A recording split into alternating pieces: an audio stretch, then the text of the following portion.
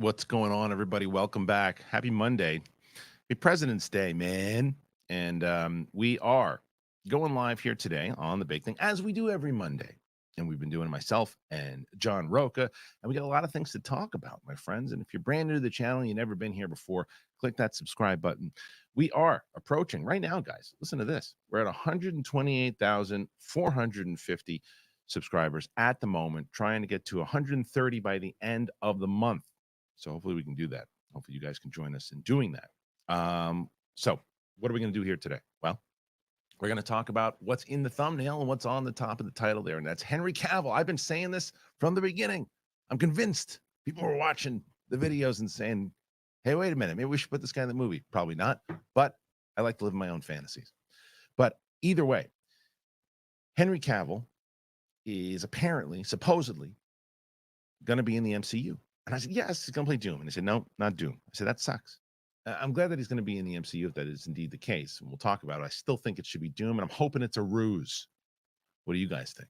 Speaking of ruses, let's talk about this whole thing with The Rock and the WWE and the Bloodline angle and all of that. Read another article that pretty much confirmed that they didn't have any of this planned, by the way. We can get into that, but who cares? That's in the past. What's in the future is the new plans and what's going to happen. I think John and I have a very similar idea of what's going to happen there. Speaking of The Rock, he says that Moana, the live action version, was supposed to come out this year. That clearly isn't happening. They're filming this year, so that will happen.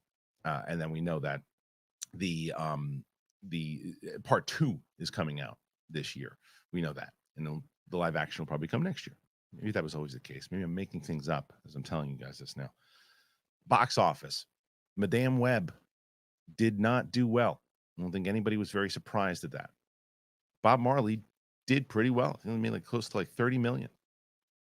So we'll talk about that and more. There's so much more. Linda Hamilton says she's not going to watch the Stranger Things season that she's in. Why did she say that? We'll talk about that. Bourne Identity, another movie, perhaps. So we are going to get through all those conversations. And we're going to take all of your questions as we do every Monday. So if you want to start asking some questions, we go basically what we do. We start talking about all the topics. You guys throw in the super chats. By the end of the conversation that we're all done, we get to your questions too. So if there's anything we missed out, anything you want to hear us talk about, throw those in there also. All right. Without any further ado, let's get to it, man. It's myself. It is John Rocha. It is The Big Thing Live. Here we go.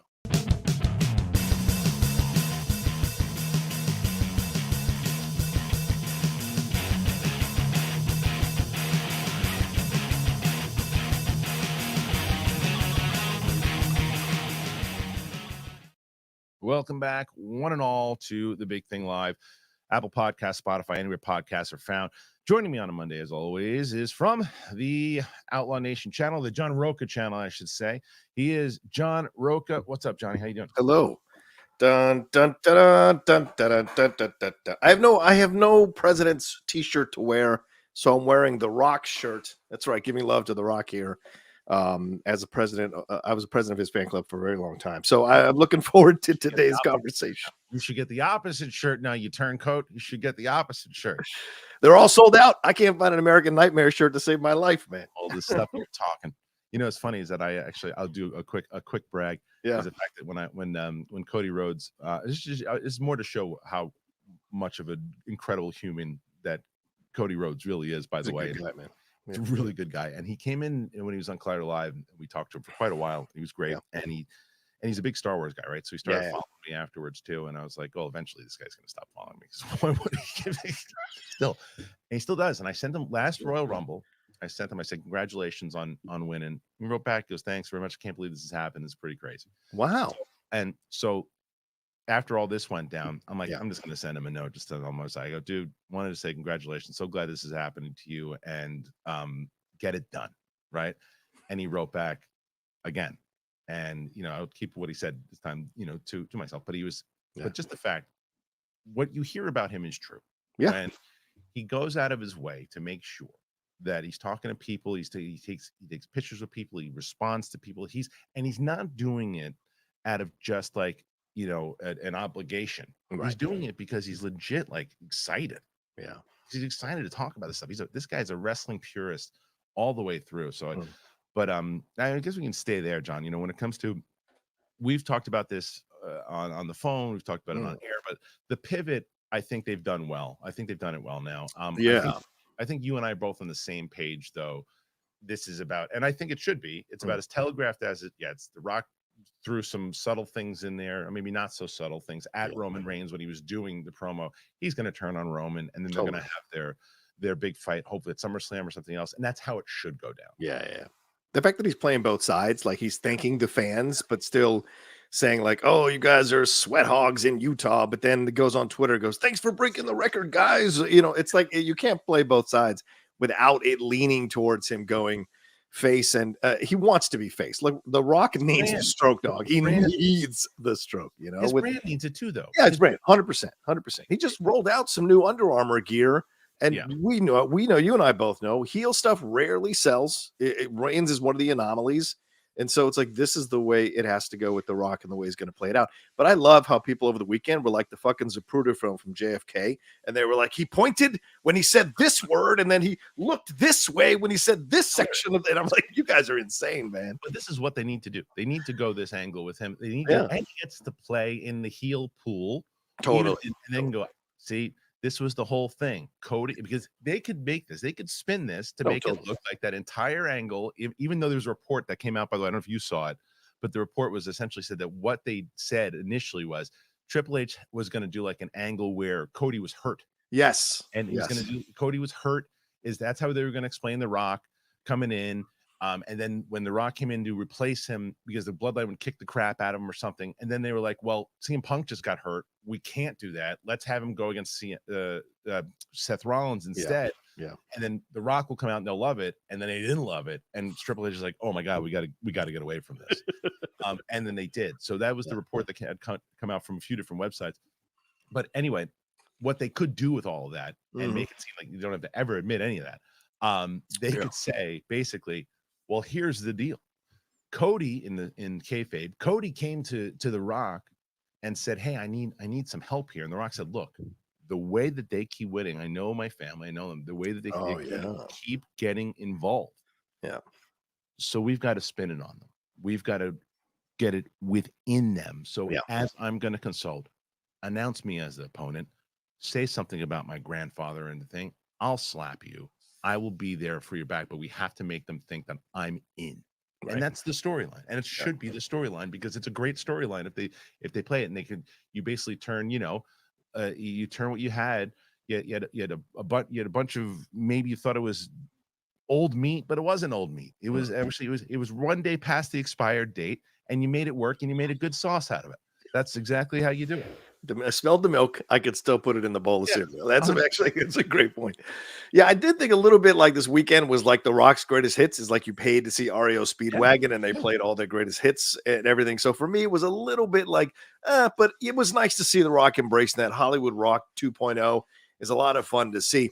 My concern now is like, because everyone is predicting the turn now with all these Zapruder, like I said, Zapruder film type tweets.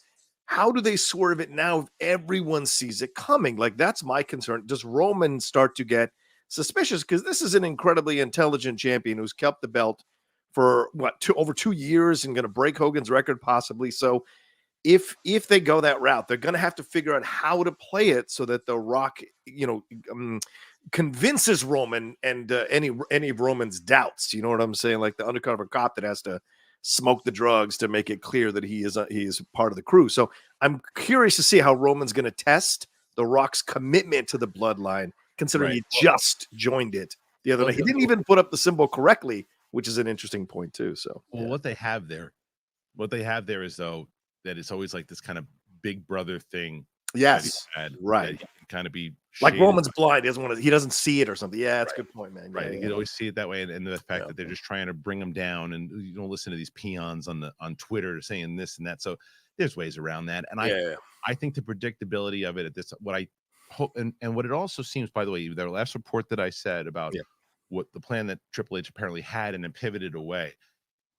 I think that is a testament to why he is the guy that should be running it, as opposed to Old Man Creeps, who would never back down. He would never back down. If he had the worst angle, he would stick his heels into it, and he would he would have went with The Rock and Roman. He would have went with all this stuff. He wouldn't have cared. He would have done exactly what he was supposed to do in his mind, right? So and it's the same way that if they and there were reports of this all the time, and I saw it. If the fans predicted something, he'd then go away from it. It's like if you have the right angle, whether the fans predict it or not, stick with your angle. It's gonna work. Stick with your angle in the same way that this is a good angle, and it worked with Tyson and Stone Cold and all that stuff too. It's been recycled a million times over. Who cares? We want to see it. Yeah, people want to see it. Look, the Chiefs got in the Super Bowl again, one of the highest rated Super Bowls ever in the history of, or the highest. So just because the angle is there to play, it doesn't mean you don't play the angle. So if it works, people are still going to want to watch, even if they figured it all out. Yeah, because you don't know how it's going to roll out, so you want to watch how it rolls out for sure. No, it's true, and so guys, very curious. Look, we started with the wrestling side of it here. So if you guys anything that you have to say about it, please let us know. I saw already tons of questions coming in, tons of super chats. So don't worry, we're gonna get to every single one of them. Appreciate them all coming in. So John and I stay here until it's all over and done with. So keep throwing them in there for sure. It's only 9 of them. So let's go. Come on, chop it. Chop. I had somebody. Oh, I wish you would have been on the show. We had to do a live on Friday, a live one on Friday. And I heard Winston was. I almost texted you and tried to volunteer myself to come on that, but my Friday got stacked. So, but anyway, what happened? They were both on Friday. So they were. Yeah, they both were on. What happened was Thursday. We usually pre-tape, and I get capes and cows to the patrons on Thursday night early. Gotcha.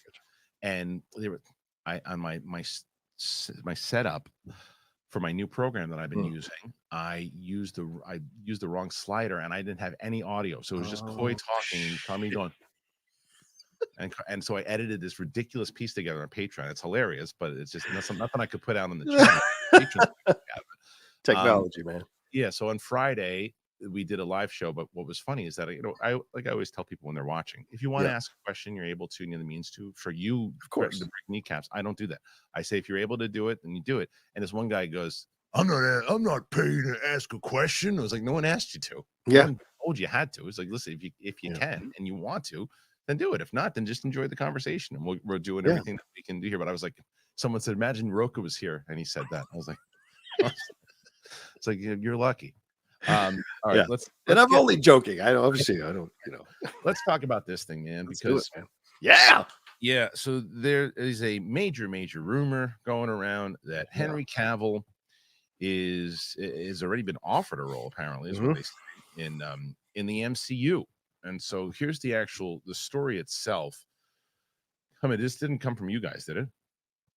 No, it was from My Time to Shine Hello. Yeah, let me find it. Sorry, so this is the rumor. Man of Steel star Henry Cavill has joined the MCU, and I think Daniel RPK as well. Just all right, this is it. My fan casting is finally going to come true, and then it follows up by saying, "But not as Doctor Doom," is what comicbookmovie.com says. Josh Wilding, we're not taking this particular rumor too seriously, but if the latest online scuttlebutt, use the word scuttlebutt, that's awesome, to be believed, Justice League star Henry Cavill has already agreed to join the MCU. So following a short-lived return as Superman and Black Adam, Henry Cavill finds himself without a superhero franchise, and Warner Brothers never treated the Man of Steel and Justice League star particularly well, and a leap to the MCU seems like a logical next step for the actor. According to a rumor shared by Scooper My Time to Shine, Cavill has been offered and accepted a mystery role in a future Marvel Studios project. This came after a fan shared their belief that he'd make a perfect Doctor Doom. A fan, come on! I've been saying this shit for 8 months. In perfect Doctor Doom in the Fantastic Four reboot. That supposedly isn't happening. So we're sure speculation will now run wild as to who Cavill will play. We don't expect it to be a character even remotely similar to Superman, but with the multiverse on the table, we're sure Feige has some fun ideas to mind for Cavill. A reboot of the X-Men franchise also on the horizon, and there are also movies of Spider-Man 4 and Blade. As a result, the possibilities are endless. Rumors have persisted for years that Cavill could join the MCU. The actor even commented on some pretty wild claims that he would appear in Loki season 2 shortly after returning to the role of Superman at the end of 2022. As far as I know, I'm not going to be in Loki, he said at the time. It would be a tricky one to handle at this stage. If James Gunn can do it, maybe I can too. Let's see. And then what else? Of course, if we go further back into the archives, in 2021, The Witcher alum had mostly put Superman behind him, and Cavill also revealed a specific kind of Marvel character he'd be open to playing. He said, I'm never going to say a Marvel character that is already being played by someone else because everyone's doing such an amazing job. However, I have the internet and I've seen the various rumors about Captain Britain. That would be loads of fun to do a cool modernized version of that, like the way they modernized Captain America. That's something fun about that, and I do love being British. Okay, so I'll give you my unfortunate take, and then my fingers crossed take. Okay. The unfortunate take is that I do think he's going to wind up playing Captain Britain, and it's nothing against the character. I don't know anything about the character, but I just know it's not Dr. Doom, and I think that Captain Britain's another kind of role he's played before, in the good guy role and the good guy superhero and that type of thing. And I just think that having him as this kind of he's in his 40s, not too far off from Pedro Pascal. They could be colleagues, and he's imposing, and you don't he's hiding his face for a little bit, but I just think he would be the perfect Doom, and I'm hoping it's a ruse. Yeah, it's interesting that you point that out, that you might think it's a ruse, because My Time to Shine Hello responded back to people who had said on February 16th when he said he was offered something else and he accepted in response to that Blu-ray Angel. Blu-ray Angel said this would be the most insane casting announcement probably of all time for Dr. Doom to be Henry Cavill. My Time to Shine Hello said he was offered something else and he accepted, but then he retweeted his own tweet from February 16th where he said that, and on February 18th when he retweeted it, he said, actually, my bad, some of you guessed it right with eyes with that eye emoji. So it's very possible that he is Dr. Doom. You may get your fan casting, because as you said, it's a great battle between Pedro Pascal and Henry Cavill, right? You've got That's a good way to sell the movie even more. Yeah, and you got two completely different looking guys. If you're going to play the love triangle, could be interesting to see Sue be interested in both for different reasons. I mean, there's also rumors about, Submariner there with Tenoch Huerta as a possibility. So there's a lot of games to play here. I think he'd be perfect as Dr. Doom. Perfect. And people keep telling me there's no bad blood between James Gunn and Kevin Feige, but Feige casting the guy that James Gunn cast out, who was Superman, who people loved as Superman, to play a huge part in the next phases. It just makes sense. It would be so. I mean, I'm hoping that I'm hoping that somehow Feige got a handle of anybody talking about Cavill as Doom and said, "Wait a minute." And you're a Yankee guy. I always equate it to when Johnny Damon came over to the Yankees from the cut your hair, hippie. Yeah. And it's like, man, it would be such and that would be a great counter to, you have Pedro and Henry Cavill. Yeah. That's your selling point. Those are the people that, okay, Superman and the Last of Us guy. Okay, great. Boom. What's to the casual fan? Yeah. That's who who's in it? Well, Superman and the guy in Last of Us. That's what I tell my dad. Yeah. Okay, I like both those guys. And then you introduce all these amazing actors already surrounding them, already cast to the casual fan. That's how you do it. And I think that, but I know everyone's going, but Dr. Doom's not even in this movie. Agreed. He's going to be in a post-credit scene, or maybe even a small part. Small part, but he's going to have such a major part in Secret Wars, and he's going to have a major part in other stuff. And so I hope, fingers crossed, but yeah, I think it'll be Captain Britain. And it's, see him doing the same kind of stuff again. I want to see him go off the different, he's got a dark edge to him. I want to see him. That's what I'm saying.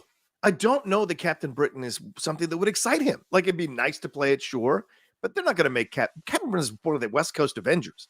He's there with Hawkeye and the White Vision and all that stuff they want to play around with, and rumors about a Scarlet Witch movie and all of that. So there's possibilities to play around with West Coast Avengers, but you're just part of a crew at West Coast Avengers. Right. If he went to Doom, that's the way to go. Plus, if you're Cavill, do you go and play the leader of an ensemble crew from the West Coast that's an offshoot of the Avengers?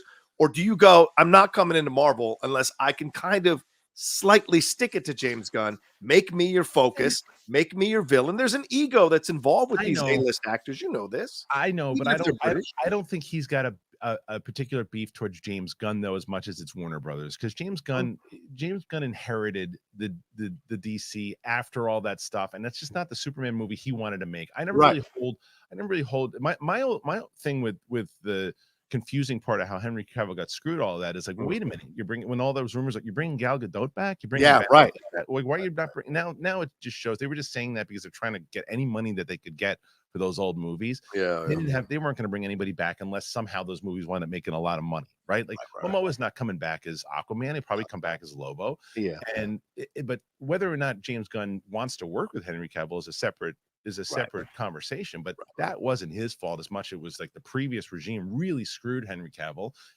And even David Zaslav, who I'm not really a fan of, he's not even necessarily to blame for the Cavill stuff because it was before his time too.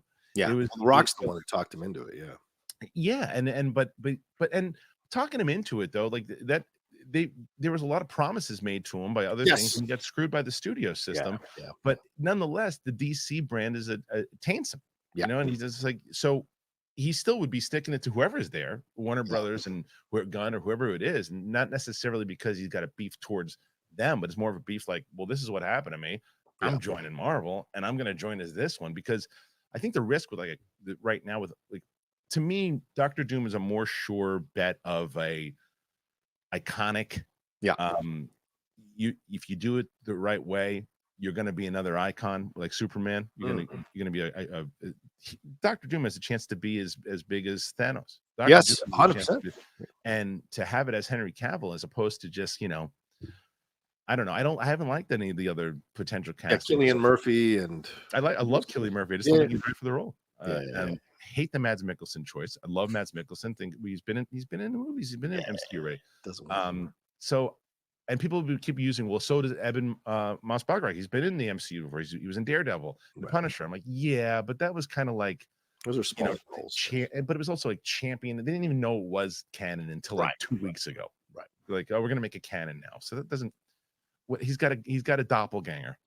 Yeah. Gemma Chan is more the one you can make it more of a connection because she was both in 2 MCU movies. So she was in Eternals, Captain Marvel, and then Eternals. Yeah, what was she in Captain Marvel's? She's one of the people at the beginning, and I think one of the Kree or whatever in the beginning there with the blue. She's lost in the mix with John Manonsu. Right. So you can get away with stuff like that, but you can't get away with the main villain in Doctor Strange. The main villain. Yeah. I like that. Someone said Cavill as Magneto. What do you think about that? Is that too big of a role? No, that's pretty great. I don't know. That's pretty great, Magneto. I mean, but look, the thing is with that is it's like you've got to go. Yeah, I don't know. I mean, it depends on who your Professor X is. I love the Doctor. No, I've been saying the Doctor Doom thing for people are sick of me saying it. Well, let me ask you a follow up then, because both Doctor Doom and Captain Britain are under masks. Right. So whereas Doom is, I think it's from getting burnt or whatever, and what happened in his country, versus Captain Britain, who just wears the mask. So could be interesting. More that's again more realistic. Why it'd probably be Captain Britain because you don't want to keep Henry Cavill behind a mask the entire time, but. Remember in Secret Wars, the comic was that big reveal. He showed him his face was fine. Yeah, right. So who knows? Like Kane. Yeah, my face is fine. Who knows? By the way, I have to thank everybody. See all the super chats coming in, and I really appreciate it. We will get to them. Don't worry. Okay, we have a lot of other things to talk about. I mean, tons of stuff to talk about before we get to this stuff. But I want to tell you guys real quick about 2 of our wonderful sponsors. I've talked to you guys about both Magic Spoon and Fume. I'm going to talk about both of them right now. Here you go. Let's talk about some habits, because you guys know you got some habits, and there's nothing better than beating a bad habit with a good habit. And we've talked about Fume before. You guys know we've talked about Fume. We've had Fume on, and we're glad that they are back. It's great. And Mark Riley is the one who's really been talking this thing up, and I can't wait for him to talk about it even more so on the show when he's on for UAP. And he's just talking about how flavorful it was, better than he thought. It feels very fresh, and it's like a refreshing herbal tea, but if it was vapor. It was. You can look at like sticky soda. It's got It's really good. It's well weighted. It's perfectly balanced. It's extremely fun to fidget with, and it really look at the wood itself. It's great. You can start the year off right with the good habit by going to tryfume.com/bigthing and getting the journey pack today. Fume is giving listeners to the show 10% off when they use that code BIGTHING to help make starting the good habit much easier, because you get it. Instead of bad, Fume is good. It's a habit that you're free to enjoy, and it makes replacing your bad habit easy. comes with adjustable airflow dial, and it's designed with movable parts. It's great. They use flavored air instead of vapor. Fume is completely natural, by the way, instead of electronics. And this is the reason why I decided. People are like, well, why would you get involved with something like this? Why? Because they don't use harmful chemicals. They use delicious flavors, and that's why I got involved. Fume works. They're great. So thank you again to Fume for sponsoring the show. I'm so excited to have Magic Spoon back. So you guys have said it. You said it to me lately. You go, hey, you lost some weight, man. You're looking good. I've been trying. My New Year's resolution was to cut back on sugar, add protein to my diet, and I stay on track with my fitness goals. So I was excited to get Magic Spoon back on the rotation. Makes it easy, and it's more delicious than ever now. Growing up, I love cereal. And not even just growing up. Recently, I've been trying. I've fired down sugary cereal for a snack, but the problem is when you get older, you got to watch out for those empty carbs because they add up.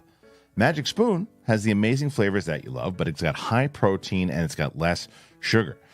So for me, I did the protein shakes for a bit, but I wanted a delicious way to get my protein before and after workouts, and it's good for a snack. Variety pack, they have cocoa, they have fruity, they have frosted, they have peanut butter. I mix the peanut butter and the cocoa, personally. This pack has 0 grams of sugar, 13 to 14 grams of protein, and about 4 to 5 grams of net carbs. There's only 140 calories per serving. High protein and 0 grams of sugar. It's amazing. So if you go to magicspoon.com/bigthing, you can grab a variety pack and you can try it today. So be sure to use our promo code BIGTHING at checkout to save $5 on your order. And Magic Spoon is so confident in their product, it's backed with a 100% happiness guarantee. If you don't like it, any reason, they're going to refund your money, no questions asked. Remember, start the new year off with a great, delicious bowl of high-protein cereal at magicspoon.com/bigthing and use the code BIGTHING to save $5 off. That's magicspoon.com/bigthing. This episode of The Big Thing is brought to you by BetterHelp. All right. Sorry about that. Thank you for both Magic Spoon and Fume. Appreciate you guys being part of it. John, I've been talking about it, man. I love Magic Spoon, and I got it was 2 days ago. Mm-hmm. My wife was like, my wife. My wife. She's like, your Magic Spoon is at the front door, and and I ran to the front door, and I was like so excited. And last night, because I have certain things that I can eat now that I can't eat now at past like 8 o'clock at night. So yep. I've barreled through all my Magic Spoon. I had eaten all of it, and I'm like, oh, I got no more left. And then it got here, and it's like last night, I'm in the middle of this like intense family conversation, just eating a bowl of chocolate and peanut butter, like shoveling this stuff in. It is great. It's great, and I highly recommend it to everybody. I've seen a bunch of people actually who've been telling me they've been getting it. So yeah, anyway, thanks to both Fume and Magic Spoon for sponsoring the show. Best way to support it, best way to promote it is what you're doing now and looking at your body. Like you can say all you want to convince people to do it. It's seeing the actual results on a person who's promoting it. Lost 18 pounds. Yeah, look great. Look great. All right, let's get to some other things here. This is not a positive story, I don't think. Hey. Yeah, I mean, look. Oh, by the way, I got to ask you this because you never know with the hyperbole on the internet. Did you say that Madam Web was one of your highly anticipated movies of the year? No, hell no. No. Someone said, ask Rocha why it was this highly anticipated movie of the year. It wasn't. He's lying. Really? I mean, look. If it was, it was. Maybe it might. No. I think they're being sarcastic because I was so not looking forward to that movie. Okay. Yeah. All right. Well, here, I don't think anybody is anymore because the movie ate a big pile of duty. The musical biopic Bob Marley One Love came in higher than expectations at this box office weekend. The film pulled in 27.7 over the traditional Friday Sunday. It's on track for 51 million over the 6-day stretch from Valentine's Day this past weekend from the President's Day holiday. That's well above the projections of a 30 to 35 6 million. That's way above. So fueled by superb word of mouth reviews from audiences who embraced the film in ways that the critics have not. Overseas, the film took in an additional 29 million from 47 territories from an opening weekend globally of 80 million, already overtaking its 70 million budget. It easily beat Sony's superhero tale, Madame Web, which came in second with 17.6. Oof, Yeah. 17.6. Rough Ouch. questions. Over the traditional weekend is now slowly spinning out to 25.8 million during the same 6-day period domestically. Its overseas haul is 25.7 million from 61 markets. The numbers are dismal, no matter which way you cut it. The film cost 80 million to produce, and it looks unlikely to make that back. Good on them for only spending 80 on it, though. I'll tell you that. For real. I'm not even kidding around. Like, can you imagine if this thing would have cost a traditional 150, 200? People's head be rolling around on the floor. It's true. Review scores are either on par or below that of Morbius, and its box office is definitely less. Audience's scores are dismal, and there's no savior from overseas either. Matthew Vaughn's Argyle was a distant third with 4.72 over the 3-day weekend. Migration was fourth with 3.7, and Wonka with fifth with 3.49. The Wonka has now passed the $600 million worldwide mark. That is a smash hit, by the way. It's a smash hit. 100%. The overall President's Day weekend is looking to be the worst in modern day history. Sans pandemic impacted 2021. Overall domestic revenue is roughly 75 million for 3 days and 89 for 4, the lowest collective number since 95, and a far cry from the heights. That's not fair, though, because you're not really paying. I mean, well, I shouldn't say it's not fair. They're just stating facts, but there's also not a lot of substance in the fact that the strikes and they moved things. And Bob Marley was supposed to come out in January at one point, by the way, and they moved it to February because they had to move things out of February that they wanted to have in February. So, I think I like Bob Marley more than most critics. Did you see it? No, I'm seeing it today actually because of the holiday. It's a paint by numbers biopic, and there's certain things that the music's I mean, it's Bob Marley, but the music, the scenes themselves and the way that they put together the music, I loved it. I love the music part of it. I love the music part of it, and I thought, I think I went given it was like 3.1 or 3.2 out of 5.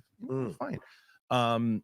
It would be fresh for me on Rotten Tomatoes, but I could see why it completely won because people are, I want to go to the movies this weekend. Well, we want to see that superhero movie. No, I'm over superhero movies, but is that new one any good? No, I heard it's terrible. Then the hell with that. Let's go watch something else. Yeah. And people are like, let's go smoke a fatty and watch.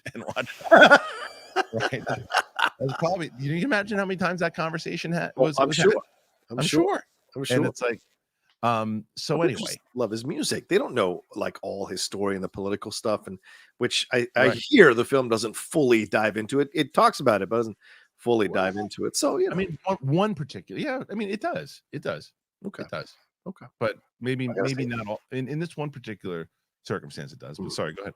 No, I was just saying I got to see it because I mean, there's so much with Bob and stuff with Peter Tosh and the stuff with his wife and the stuff with his with cheating on his wife and then the stuff with the cancer and how he dies. So I hear it's only just about the making of one particular album. So if that's all they're focusing on, then I have a different perspective going into the movie. So, well, yeah, as long as it's you're close. You're close. Okay. But but you're not wrong in that if you go in with that mindset of because that was the same thing with me going in. I wanted to see more of a traditional biopic stuff. And I know you're obviously a big fan of the biopic. Some people are like, I've seen it a million times over, but I actually wanted to see how he was discovered, how he did this, how he did that. I wanted to see all that. And they show snippets of it. Like you said, there's snippets of all the stuff that you mentioned. There's snippets of it, but it is really focused in on this one particular event. But I knew that going in, so I think that's why I enjoyed it. But Madam Web was just facing everything wrong with it. And I do think that I think this is gonna really hurt Craven. I really do think it's gonna hurt Craven. Because I think that people don't have faith in Sony. Well, yeah, and it's and they keep using the same writers who, write terrible stuff. And I don't care how much the script changed or the studio was involved or all this kind of stuff. Like at the end of the, I don't know what's going on behind the scenes at a football team, but I blame the quarterback or the head coach if the team doesn't perform.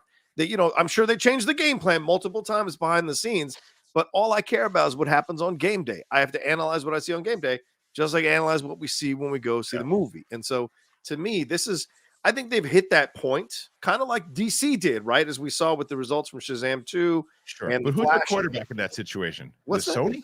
Sony's the head coach. The quarterback is S.J. Clark. Sony's the owner. I think that the owner. Fine. The director is the question. I think the director is just as much to blame, though. I don't think it's fair to always say, well, it's the studio's fault. I'm not I saying agree. I yeah, agree. I'm not saying that it's not the studios don't get involved a lot of times and put their, Sure. of course they do. Sure. But to just say that all like for everything, I had this conversation with Coy like last week where it's like, okay, we're gonna there's sometimes, and I brought up Gavin Hood. You remember Gavin Hood who did Oh Satsi? yeah. I interviewed Gavin at Collider. He's a great He's guy. awesome. Gavin's awesome, but he was pushed around by the studio when he did Wolverine Origins, right? Right. And I think his movie would have been significantly better. That's a situation where I do think the studio got involved. Let me add something to this. Yeah. There are 20 minutes of the interview that I had with Gavin Hood that I had to cut out because he spoke about what actually happened behind the scenes. And if you guys heard what he actually said, you'd have a whole different perspective of how Gavin Hood went about. And I still have those 20 minutes for one day maybe being able to use it. I got to look at it. Gavin Hood is an untold story that I think 100%. So it does happen. But I also think because of that, people go, "Oh, it was a studio. It was a studio." There are some choices in this movie, studio or not, are just poorly directed. Like you've seen the movie, obviously. You know, there's one scene that I brought up, and I'll bring it up again, where, and nobody cares if you're spoiling this movie at this point. The villain, who's terrible, is chasing them around in the subway, and he's got him. Got him dead. What does he do? He beats up the cops. He beats up 20 cops and lets them get away on foot. Right. On foot. And one of the girls, if you look at it, it's so bad, and it's performance, but it's directed performance. Yeah. She goes like this, and it's like it's awful. Yeah. And so but so I'm going back to what you were saying. You start with the owners of the team because they hired the coach in the first place, right? And gave and said, but this time the owners did say, follow this game plan, right. And maybe the the director goes, there's only so much I can do, right? But even what you could do wasn't great. Yeah, no, exactly, and that's why and obviously there were some videos over the weekend and all of that trying to, and I totally respect that. You want to defend your fellow creatives. I think that's fair with your point of view. But our job when we watch a movie is to analyze and see what went right, what went wrong. Right. And it's clear that this was not a well-directed movie. And S.J. Clarkson, I know people want to defend her and respect to her for sure, but you've got a Game of Thrones pilot that didn't go with Naomi Watts. The Star Trek thing fell through for whatever reason, and now this. And so you have to wonder at some point, the common denominator is one person, and I wonder what her next step is going to be. Does she go to kind of independent film? Does she go back to TV? Yeah. What is her situation? But the actresses too. I mean, look, Celeste O'Connor, I think did a great. Not great. How would I say this? She did I think Celeste O'Connor was the one I had the problem with. Yeah. Okay. Fair point. She's a very young actress. I like the other. I keep forgetting her name. Isabella Merced. She was great. She was the best. She was the best. Agreed. 100%. She was great. She did what she could with that role. Exactly. Yes. She did. I thought she was the best out of it. But anyway, nonetheless, the movie ate a big pile of duty. It just ate duty. And so it's going to be, and unfortunately it's going to become like a punchline now. It's one of those movies. It's like Ishtar, it's like one of those movies, it's an Ishtar movie now. It's like it's Pluto Nash.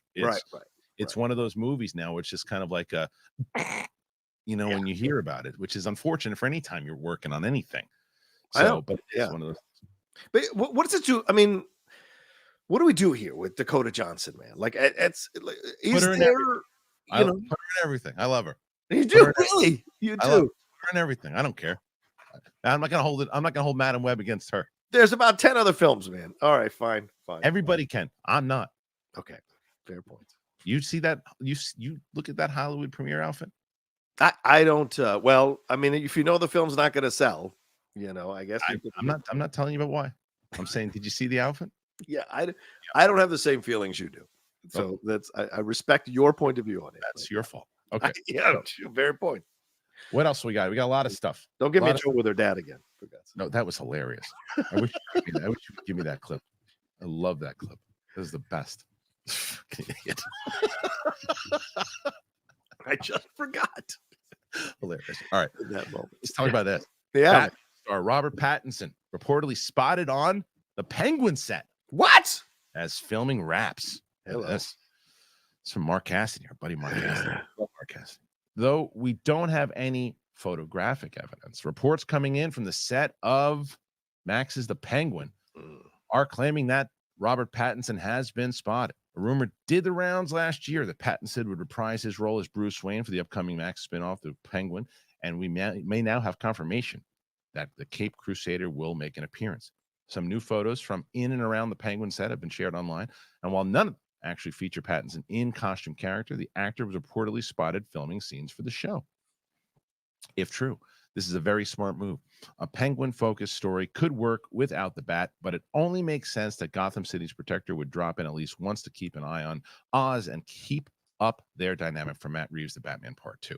We don't imagine Pattinson will have anything close to a substantial role. In fact, we'll see probably show up in one episode, the season finale, most likely. This is as much of a no-brainer as you're going to get. Yeah. You got to have him in it. At least for one, in the season finale, and you get everybody watching, he's got to have him in it because you're this is the lead up to Part 2. Why wouldn't you have him in it? Yeah. Plus, it's Matt Reeves, and it's it's his universe with what he's creating. So, what does it cost Pattinson? And I'm sure they paid him well to come in and do a scene. Plus, he's doing it with Colin Farrell, which is a very well respected actor. Yeah. They're both actors over there in the UK and what have you. And so I think it could absolutely makes all the sense in the world to have him in there and have an interaction, because I like their chemistry in the Batman. Like every scene they had together was fucking gold. So why not have him come back and play a little part in an episode? 100%. It's like Pattinson's a massive, no, but you're building out. You're building out this universe. Yeah, exactly. You're building out this universe. You get into a Part 2, the first one people really enjoyed, and you're getting closer to the second one, and you should absolutely build up that. And it also ties together this whole thing, and I think it'd be weird if he didn't show up at least once, because you'd be like, where is he? Yeah. And then when he shows up, you're like, oh, okay, yeah. And it also brings legitimacy to the show itself, and to the fact that they're like, well, they didn't want to pay Pattinson to be there. And it's like one episode. He shows up for one episode. He's in the finale for a quick scene. Great. Yeah. Like, what's our complaints on Spider-Verse? There's no Spider-Man. So, like, if you don't have a Spider-Man, why are you doing these movies? Because after a while, you're just doing too many of them without him that it becomes ridiculous. Same situation here. You got to have him come in for one. And as you said, it leads to his sequel film, which he's the star of. So it only serves his needs as well. Yeah, exactly. So what do you guys think? Good move, bad move? And again, I see all the super chats and can't thank you enough. We're going to be getting into all of them really, really soon here as we kind of close up some of these topics. The other one is, speaking of The Rock, we talked about him before. The live action Moana movie will start filming later this year, according to The Rock. According to The Rock, the choice to make the Moana animation series into a theatrical sequel will not cause any delays for Moana's live action adaptation. Mark Julian, comic book movie. An animated Moana series for Disney Plus has been in the works for quite some time, but that's all changing, according to Bob Iger. It appears that Disney analyzed the streaming statistics for Moana, where it has consistently ranked near the top, and determined that the next project should be another movie, as we heard a couple weeks ago. A cartoon series is being repurposed into an animated movie. Cartoon series is being repurposed as an animated movie with Dwayne Rock Johnson returning as Maui. Okay, never mind. So where does that leave the recently announced plans for the live action adaptation? According to The Rock, it's going to start filming this year. He also said that they found an actress to portray the live action Moana, but they don't want to reveal her identity at this time. They said Lin-Manuel Miranda is coming back. We're doing the music. Tommy Kail is our director, who directed Hamilton. He said, well, speaking to Entertainment Tonight, you put everything together and you want to put the best team together and you really go for it. When asked when the cameras would roll, he said they're excited to start shooting later this year, while also touching on the global search to find the young actress. One of the exciting things about that was actually finding our Moana, and how exciting that has been. The global search to find our Moana, which between you and I, we found her. I'm not going to tell you yet. It is very exciting. As far as returning from Moana 2, which it sounds that The Rock is going to be on board, Johnson said, it's very exciting. I can't wait for the fans to see the film, the tech, the effects, the cutting edge. We really went for it. We thought if we're going to make a sequel to something beloved, then let's go for it. Okay, well, that answered the question there. People were like, is he coming back? And I think he answered the question a little while ago when he posted on his after they announced that they were doing Part 2. He posted on Instagram that Part 2 was coming out. So it'd be silly for them not to. You can't do that movie without him. I think he officially confirmed it like on Friday or Thursday, right after we'd done the hot mic, and someone had asked us a question. We went on for like 10 minutes about it. But clearly they had to work out a deal. Yeah. He had to get paid a certain amount, or else they were going to bring a new voiceover actor to come in and voice the role. So it wouldn't have made sense. So I'm sure they locked it down, and now he's good to go. So it's yet another reason why they're going to turn him babyface again in wrestling, because Moana 2 comes out at the end of the year. And if you notice, even there was a video of him behind the scenes after SmackDown last week, where there's a kid in the front row, Mhm. and he goes to give him a bump, and Rock in 2000 or 1996 is gonna look at, get your hand out of my face, whatever, too. But Yeah. the Rock bumped him. He can't mess with his brand that much. Nope. He's gonna rip people on the mic. He's gonna have fun until the reveal, Yeah. and that's what they should do. They don't need him to be part of the bloodline. They need him to fight the bloodline, but they need it. But this was a good pivot again for both Brian Gerwitz and Rock, saying, let's make you heel for a little bit. Yeah. By the time we get to Moana, you'll be back. People will love you again because we'll maneuver it the right way, and it actually helped the brand more than hurt. 100%. And so by doing this and having Moana, the live action one, come out also, the WWE call, actually, because you as the biggest Rock turncoat that I know, you gotta admit, though, even though you didn't like a lot of the stuff that he did maybe over the last month or even with Black Adam, this strategy now, if this is indeed the strategy of him playing it up, going heel, turning good, Moana live action, Moana Part 2, this is a good way to get back on track. Yeah, 100%.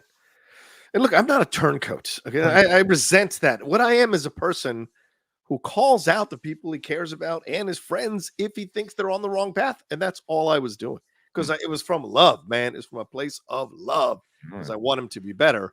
But yeah, I think it's a smart one, and I think this is a really smart move by them, and they've turned it around. And that's what smart people do in this business, man. They understand, okay, we've been thrown a curveball. How do we make this work for us? Look at a long-term goal. Let's lay down some posts in the ground so we hit these goals, so we get to the overall goal. And that's what it seems like they're doing now, timing-wise, with all the stuff.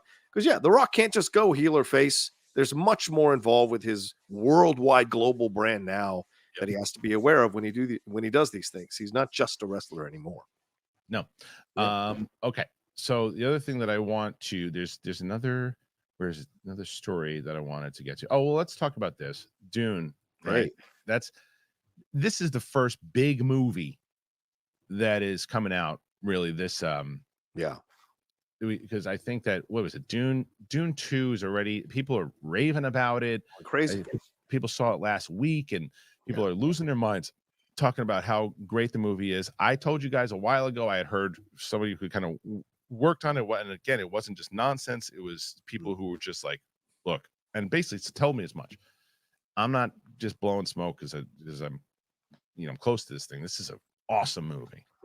And then that was confirmed by a lot of the critics who have already seen it. And now advanced ticket sales for Denis Villeneuve's Dune Part 2 are reportedly exceeding those for Oppenheimer. Hey! Wow. Yeah. Wow. The box office longevity of a relaunched Dune franchise is still uncertain, as Warner Brothers chose to distribute the first film in theaters and HBO Max simultaneously because of the COVID-19. However, when Denis Villeneuve's sequel hits on March 1st, we'll be able to see if it's the billion-dollar cinematic epic that WB believes it is. Currently, Dune Part 2 is tracking for a $65 million open debut. The site also notes that advanced ticket sales are outpacing Oppenheimer at the same juncture. Advanced ticket sales were made accessible to the public on January 26th, and with so much time until Dune Part 2, it's crucial to note that the early tracking figures could rise or fall if advanced tickets begin to stall. It's also worth noting that the advanced ticket sales that are outpacing Oppenheimer aren't a guarantee that Dune is headed for a $900 million plus. The Christopher Nolan directed epic enjoyed a long theater run near the top of the box office, thanks in part to pairing with Barbie. Still, Warner Brothers accountants have to be pleased with what they're seeing so far. All right, I said, look, this is my number one most anticipated movie of the year. It was on my list. It was my number one. I cannot wait to see it. I saw part one at my home screen, and then I went to go see it with Winston in the theater a month ago, and I'm so glad that I did.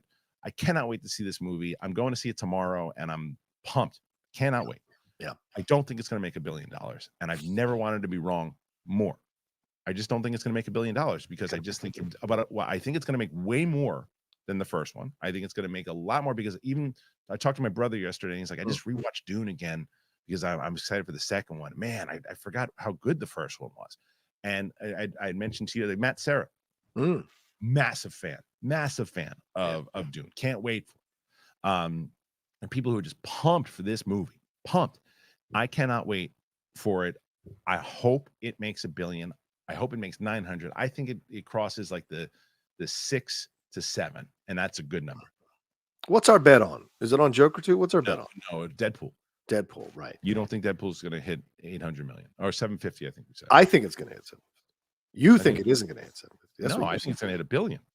You think Deadpool? I said Deadpool's going to. Man, what are you talking about? We have it on video. We have it on video where I'm saying it's going to break $1 billion. I'm not going to argue with that. I said $1 billion. You said go back and watch the tape. You're pulling Mike Kalinowski here. What? How dare you? How dare you? It's on film. You said it was going to make $1 billion. It wasn't going to make $1 billion. No, I said it was going to make $1 billion. Okay, we'll go back and watch the tape. So I knew this was going to happen. Go ahead and finish what you're saying about Dune. Go ahead. Yeah, I think Dune's going to make $1 billion, maybe 1.5, to be honest with you, because, as you said, it's the first film of the year that people are excited about. People want to go back to the theaters. If the film is as incredible, Rocha said 6 million max, and Kristian said he bet at 750. We're going to find the videotape. I don't trust your fans. They always take your side. So you trust your mouth when you say it and the words come in, unless you think it's AI. I want to see the video. Somebody cut out the clip and put it up on Twitter, and then we have evidence. Yeah. I will fully admit it. But no, I think it's going to make. Oh, maybe I didn't think it was going to make. Yeah, but I think Dune 2 is going to make $1 billion, maybe 1.5, to be honest. Because as I said, people want to go back to the theater. People want to go over and over again. There's not much competition out there, and clearly Oppenheimer, John Wick 4 showed us that audiences will sit in theaters for long ass movies if they're entertained. So I think this film, clearly from all the reviews from the critics so far, and I'm seeing it tomorrow night as well, brother, clearly puts it in the camp that it could be a repeat watch for a lot of people. That's what's going to drive it past $1 billion, maybe to 1.5. 1.5 is a lot of money, dude. That's in March 1st with the amount of competition that it's also going to have. You got Godzilla and Kong coming out. You got Ghostbusters coming out. Yeah, Ghostbusters is more of a family movie than Dune is. 1.5 is crazy. It's crazy. 1.5 is crazy. But I hope you're right. Said I was sane, man. But I hope you're right. 1.5 is something I definitely want to see it make. I just don't think it will. Anyway, very curious to what you guys think. And then also, if somebody could, comb the footage and show me the bet where Rocha was wrong, and Rocha said apparently now Rocha thought Deadpool was going to make $1 billion. Maybe I didn't think it was going to make $1 billion. You might be right. You might be right. We'll get the video anyway. Okay. Now, before we move on, we're going to get to your questions now. Good point. It's 21 days before Ghostbusters Frozen Empire, and then 20. It's tough. It's days tough. Before. Yeah. Let me tell you guys about NUTRAFOL. I'm going to tell you guys about NUTRAFOL. I'm very excited to tell you about NUTRAFOL. I've told you about NUTRAFOL many times over, and I've gotten people, and NUTRAFOL even said like we're back because the audience is listening and they're checking it out, and it's working. Because if you didn't know, did you know that 80% of men are going to experience hair thinning in their lifetime? Because it's normal. It doesn't have to be your fate. You can get ahead of it with NUTRAFOL. What is it? Well, it's a clinically tested hair growth supplement for men. A lot of times you blame genetics, but there are multiple things at play when it comes to hair thinning. So what is NUTRAFOL? It is the #1 dermatologist recommended hair growth supplement brand with over 1 million people seeing thicker, stronger, faster growing hair with less shedding. You can take the first step to visibly thicker, healthier hair. And for a limited time, NUTRAFOL is going to offer our listeners $10 off your first month subscription and free shipping. When you go to NUTRAFOL.com/men, you got to enter that promo code Big Thing. You can find out why over 4,500 healthcare professionals and hairstylists recommend NUTRAFOL for healthier hair. NUTRAFOL.com/men. NUTRAFOL.com/men. You got to enter that code Big Thing. NUTRAFOL.com/men. Promo code Big Thing. Very excited to have them on board. And I also, this is awesome too, by the way. I don't know if you know about this. They just sent me this one, the Perfect Gene. And I hadn't had a chance to really get to know them yet, and now I do. And I'm going to tell you about, because I'm always struggling for good genes. I'm always struggling for the right ones and good fit, because I'm not as hip anymore, John. I'm not as hip anymore. But now I'm telling you, Perfect Gene, they came along, and and I got Riley a pair also. Hey. Yeah, nice. I know. Next time I gotta get you a pair, but I got to get you a pair. It's it really is amazing, because if you're tired of your classic rough and rigid jeans, and you know what they do? They crush your balls. They do crush your nuts. I know. Yeah, because if you're wearing oversized jeans that make you a laughing stock at your office or the bar, that happens all the time. And is your wife or significant other tired of you wearing sweats or khakis because you hate wearing jeans? Well, that's what I love about today's sponsor. It's the Perfect Jean, and they solved all your denim difficulties. They make great looking, perfect fitting jeans that are comfortable as sweatpants, and they really are. I put these things on. I was like, holy moly. I felt like I was wearing sweatpants, and they're awesome. What's the secret of it? It's a special denim fabric that's super soft and has the perfect amount of stretch, so you can squat, do yoga, and just sit around without ever wanting to take them off. I can't even tell you how many times, and I'm not embarrassed to say it because it's the truth about this thing. I can't tell you. I have gone to pick up things for my dog and rip my damn jeans every time. Just turn it, and I'm like, damn it. Doesn't happen in these pants. They make 6 fits. You have skinny to thick, and you have a waist from 26 to 50, length from 26 to 38, big boys, short kings, tall dudes, and the rest. They got you. For a limited time, our listeners will get 15% off their first order plus free shipping. We got to go to theperfectjean.nyc or just Google the perfect jean. We use that code big thing, get 15% off. I am loving it. I'm loving these things. It's finally stopped. You gotta get these comfortable jeans, and I'm so glad that I learned about them and they sent them to me. It's finally time. Stop crushing your balls. Stop it. Don't do it. Those uncomfortable jeans. You just got to go over to theperfectjean.nyc, and again, our listeners will get 15% off plus free shipping, free returns, free exchanges. You got to use that code big thing. It's so good. I'm telling you. After you purchase it, they're going to ask you where you heard about them. Please support our show and tell them we sent you. Fuck your khakis. Get the perfect jean. How you like that? How you like that? Is that an ad? That's how you do it. Fuck your khakis. That's a t-shirt. I've ever heard. That's how you got to do it. I'm telling you. Yeah, it's good stuff. I'm down. I don't usually wear jeans anymore now that I work from home. I wear my action pants. Oh, they're so comfortable. I was like, because I'll be honest, when they send them, I'm like, I don't know. I'm always looking for jeans. I'm always ripping them. I don't know. They look. And I was like, okay, I'm on board. I was like, I said, I can't wait. I'm excited to talk about this on Monday. And you don't skip leg day. You got those Hulk legs. That's why you ripping jeans. I do. I've got I think I get them from my my dad. I got these but the 6-year-old, by the way, has the thighs too. Oh, real quick about the 6-year-old, hilarious, because my daughter and my wife my oldest was supposed to go away to like a vacation a couple weeks ago, and shit it just didn't happen. So. And the little one was excited because we were supposed to watch the Royal Rumble together. Nice. And then it all fell through, and she was watching a little bit of it. And my wife was like, well, how long is this? This kid's got to go to bed. And my 6-year-old's like, come on. And now they're going away again. And I said, Maisie, guess what? There's a wrestling event called the Elimination Chamber. Yeah. They're leaving. And she goes, right. And she goes, can I stay up late? And I go, yeah. She's like, can we get junk food? I go, yeah. She's like, all right. It was so good. All right, we got a lot of questions here. A lot of questions here, John. I think it's because you showed your might. That's right. A lot of great questions, and got some good stuff. Elusive Rock. Who should be the first X-Men mutant to get a solo film? My money's on Gambit or Iceman. No, goes with Wolverine. I think Wolverine's the safe bet in the same way that DC is doing Superman. I think it's the safe bet. You introduce the new Wolverine. And I think that what they should do, and I've been saying this, and I hope that this is the strategy, in the same way that they made Iron Man, the Hulk, Thor, make all your single X-Men movies and then do a big X-Men movie. Yeah, that's what I hope they do. Who should be the first one, John? It's got to be Wolverine or Jean Grey. It's either one of the two. And there's rumors that what we got in the Deadpool Wolverine trailer, the guy from behind, the Patch possibly character playing poker from behind, that could be the new Wolverine, and that's how they roll him out. So, but yeah, it's got to be Wolverine or it's got to be Jean Grey. Everyone else, I'm sorry, you're gonna hate when I say this, but everyone else is lower on the rankings. You don't think? Yes, no, people don't know these guys. It's Wolverine or Jean Grey. That's who they know. Really? You think Jean Grey is bigger than Cyclops? Oh, I think she's bigger than Cyclops, 100%.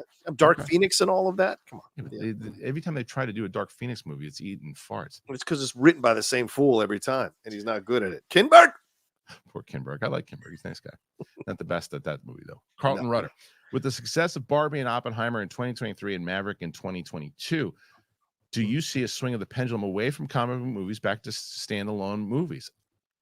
It's not a pendulum swing as much as it's show me good movies and I'll come watch it. Yeah. Yeah. But I do think there is something to that, and I think in the same way that another one you could throw in there is Avatar, right? I think that big movies are still going to be a massive thing, but I do think that there is something about there's just it's like any time there was when 3D was popular, every movie was 3D, and then and people got sick of it and went away. The studios will overdo something, and this is what happened with Marvel. It's what happened with you're overdoing it. I think that Marvel has a chance to reset and come back and be just as popular as they always were. Yeah. But I do think it does lend itself to get these other movies into a bigger spot. Yeah, it's just the kind of thing that you have to understand. Like, old people love to go to the movies, and so if you're going to make films that appeal to older people, they will go see it more and more. Young people and old people, that's where it is. The middle ground is where you're trying to build your career. You don't have as much time. You're not on top of it. You're trying to establish yourself. But as you get older, you've hopefully got in a position where you can go see movies and go see them over and over again and enjoy them. So you're appealing to that crowd with these adult movies. So yeah, I think that's the approach, and they're just making pivots, not full-on changes to some of these tentpole pictures. Yeah. All right, Mike Joyce, are you too excited for Drive Away Dolls? Let me tell you, this movie. Yeah, I don't know anything about it. I gotta say, I I skipped a screening the other day, even though it's the Coen brothers. So I was just like, I'll wait till it comes out in the theaters and I'll see it in the theaters. I've heard no buzz for this movie. I didn't even know it was out. I thought you meant it was coming out in like 6 months. I have no idea. Oh, no. Felix, thanks. Felix puts in a super chat. Thanks, bud. Kenneth Golden. I know there's a Patreon, but if you added a YouTube member, should I join that for these live streams? Salute, gentlemen. Ooh. Have a great week. People have recommended that to me. I think that it's yet another thing. I just don't know enough about it, and I'm like, it's just one more thing to add at the current moment because I haven't announced it yet, but I'm gonna start a separate YouTube channel soon. And that's one more thing that I'm gonna have on my plate. So starting memberships also. I don't know. Okay. Let's see, Mike Joyce, have you seen that Sora OpenAI creepy? What if all these videos released by the Soul Foundation are big con by Sora OpenAI or another company? Well, the Soul Foundation videos were people talking at a conference, so it wasn't any. There was nothing AI about that.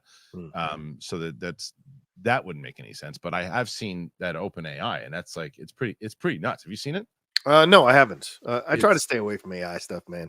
It's pretty crazy, dude. It's like I don't want to see it. They just through voice through text, basically saying. I think this one that I saw was a woman walking through Japan, and she's walking and all that kind of stuff. And I did see that. It looked like real footage. Yeah, Adam Hlavak retweeted that from Heroes Reforged, and I was like, "What the fuck is this?" Yeah. You know what's crazy? Did you see? Let me ask you this: did you see the animation for the NBA All-Star game yesterday? No. They were showing the All-Star game with scenes from the game that were immediately AI animated to mirror Beyond the Spider-Verse and Across the Spider-Verse. Really?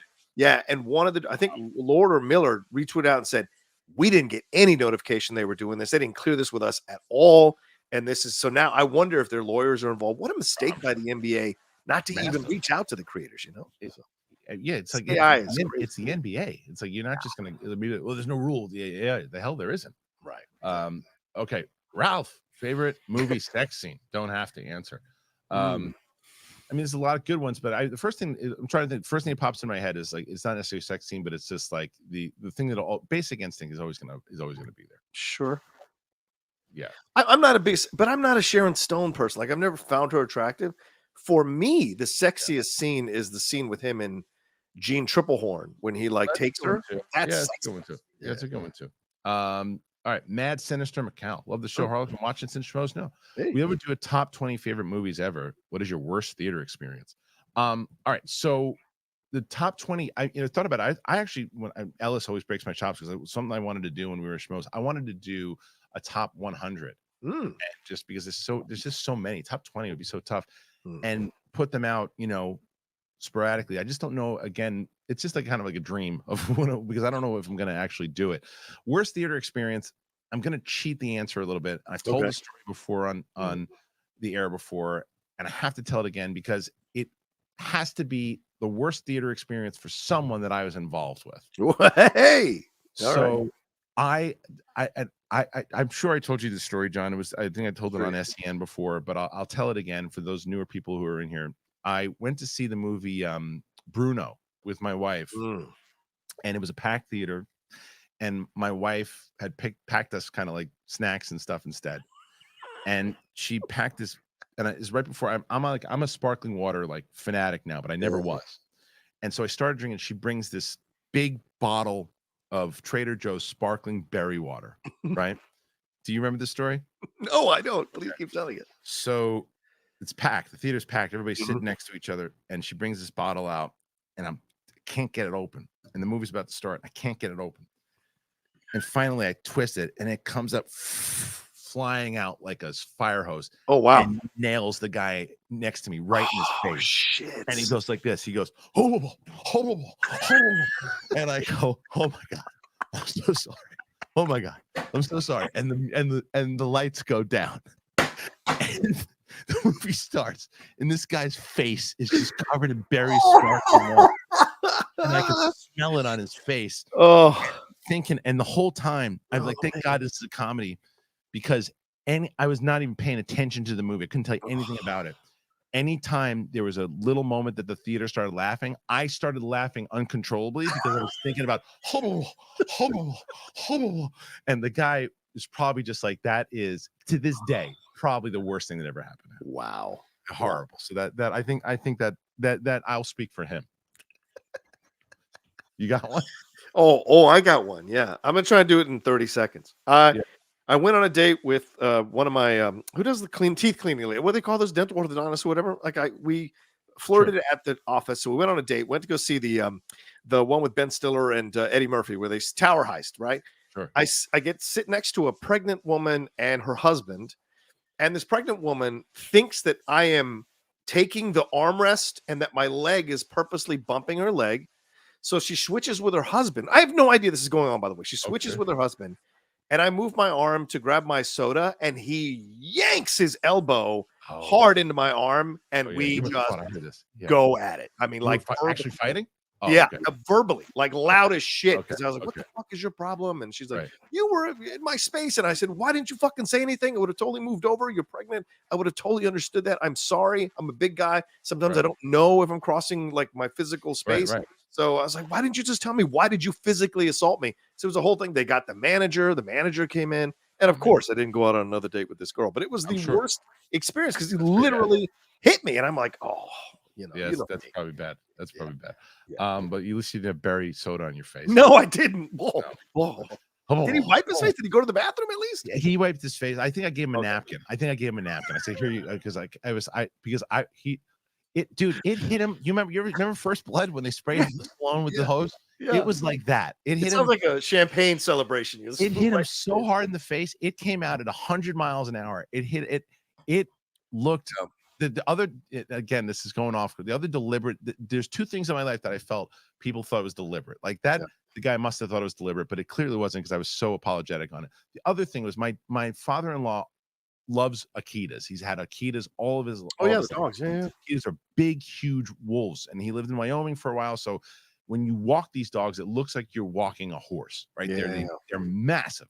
So he had this dog named Lucky, and I was walking this dog, and I was helping him out, and I was walking him the dog, and I liked walking the dog. He was a big dog, but you'd have to like hold on with two. If he wants to take you, he's going to take you with him.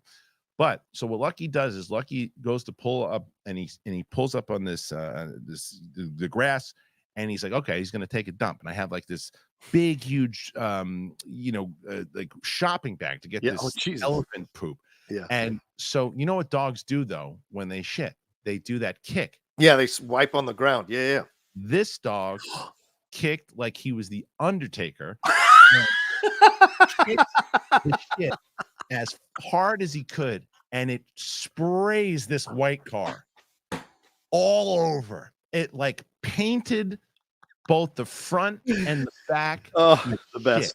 I looked at it and went, "There's nothing that I can do here." And I left. There was nothing I could do.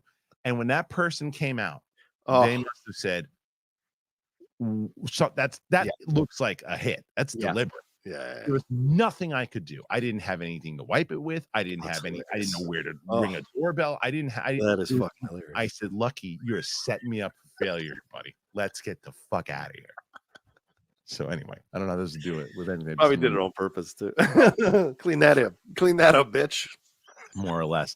Miguel Zane, do y'all think the MCU should sideline Wolverine in the first MCU film and let the likes of Cyclops, Storm be loved again by the public. I think so. Thoughts?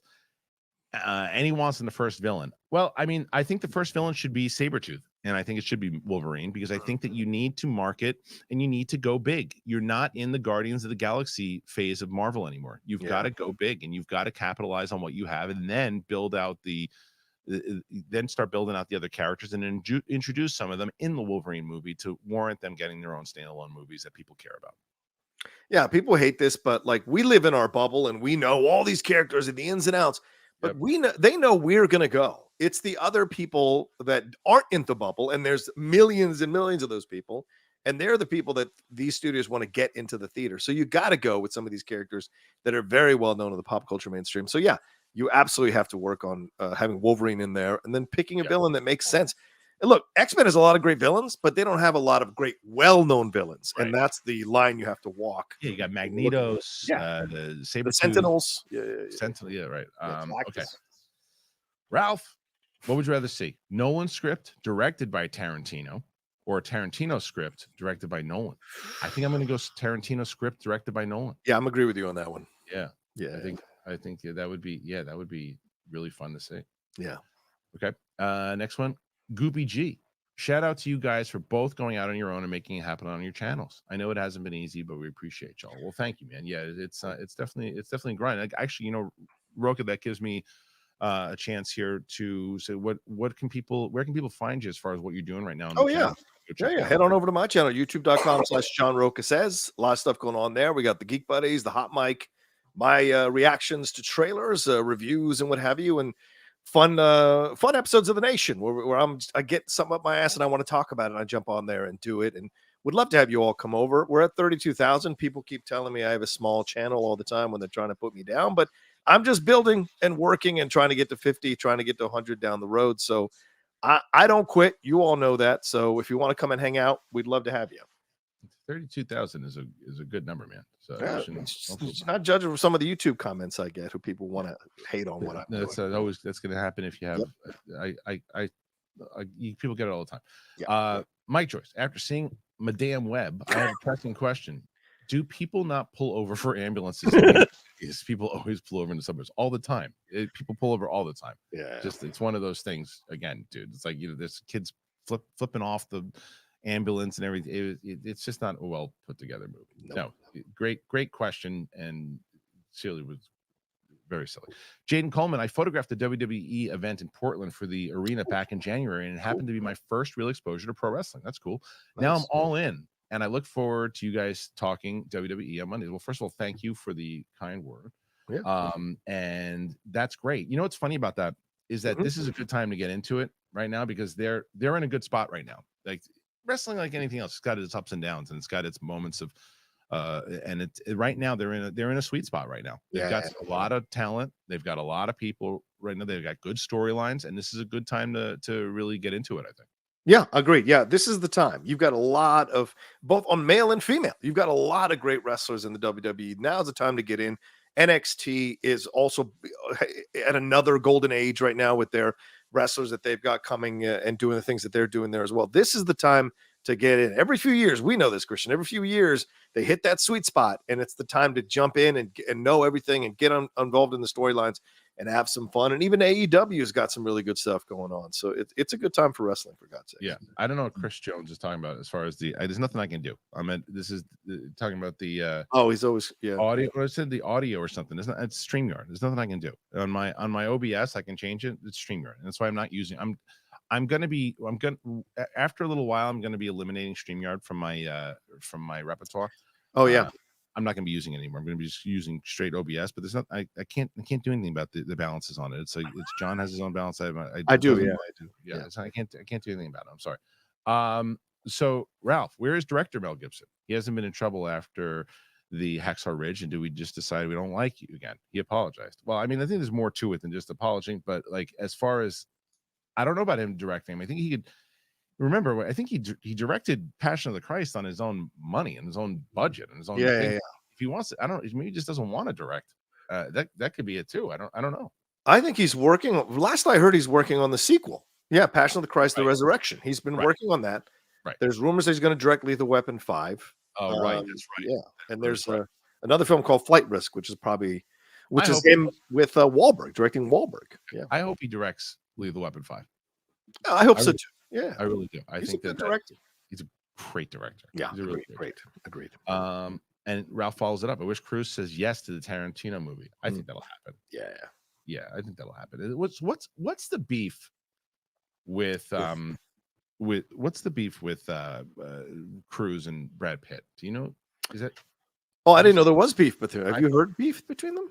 I heard something. I don't know. I don't know. Okay. Maybe there is. Maybe there isn't. I'm not Yeah, sure. a little something. James Diesel says Cavill should be Beast. No, Yeah, what's I wrong don't with know. him? And I don't love that particular cast. I think because Cavill is an A-lister. Okay, A-lister. Okay. yeah. Okay, Rendell Sanchez, big fan. Thank you, man. Did you say both of you went to Florida State for film school? Not film school. We need to get some FSU hats. Kristian, your movie commentaries are great. Well, thank you. So we both went to Florida State theater school. Theater school, right? We were both in the theater school together. Which John was one of the only few people I actually talked to in that school. It's true. Yeah. And the film school was very hard to get into. I tried to get into it. I didn't get in. But I spent a lot of time there because I would do a lot of the film school like plays and or films and the shorts. And the shorts and things. And I would do those things. So I spent a lot of time there. And then I just I ran a boxing league while I was there, and I actually put that I did a lot of stuff where I went to I shot my own pilot there TV, and I put it through the public. Remember that public access? Yeah. And I put it on there that they had through the whole school. So that's what I did there. Yeah. Same thing. I didn't do a pilot, obviously, but I did shorts. I shot a bunch of student films for them for the film school. And look, the film school is a great film school. A lot of very talented people come out of there. To me, it's a better setup than USC because you don't have to pay for your film. And from what I understand with USC, you have to pay for your film. So Florida State takes care of you. They're good people down there for sure. It was a blast. All right, let's see. Jaden Coleman with the rave reactions to Dune Part 2 and hopefully a successful box office run. You guys think Denis has the potential to enter Nolan territory? I mean, I think that when it comes to talent, yeah, he's already there. When it comes to being on status wise, you think he needs a couple more status wise because Nolan has those he's got Inception, The Dark Knight, he's got all these movies that just keep I think that it becomes more of mainstream event in the same way that his Nolan's movies are events now. It doesn't matter what the movie is; it's a Nolan movie. You want to go see it, and I think that with film nuts, Denis was already there, but I think with the casual fan, you'll start getting that more if this one hits because I think he's going down the right path already for knowing that Dune is his thing and he's got to do part 3. He's got Agreed. Yeah, that's I mean, to me, I see him talent wise already in Nolan's territory. Maybe even, in my opinion, slightly above in terms of the artistic approach. But overall, he's not at the status level that Nolan is yet. But if he gets an Oscar for this one, I think that changes. Okay, look at this one. Holy moly! What's I have no idea what that is. Brady Ayer. Sony and Marvel were butting heads over the next Superman movie. Now that Madame Web has bombed, does it give Marvel more sway now? They'll be like, hey, Sony, you clearly don't know what you're doing. Let us handle this. I don't think it works that way, unfortunately. First of all, thank you for the wonderful super chat. Very kind. Very kind. I think that it's more so inside of contracts. Contract is so what happened with the Sony aspect of how they got involved with Marvel in the first place was Sony was going to make, let's go all the way back. Tobey Maguire, Sam Raimi, Spider-Man 4. That was going to happen. And they were 3 weeks away from shooting it. It all fell apart. And then they lost the movie. They were this close in losing the property because they had to release a movie by 2012, I think was what it was. So they were about to lose it. They did in the contract. It says if you don't have a movie made by that time, you lose the license. So they threw together and they made sure and they put together the Andrew Garfield stuff. And so the Andrew Garfield stuff happened and they did it and the movies didn't do that well, but then they got to figure out some other things.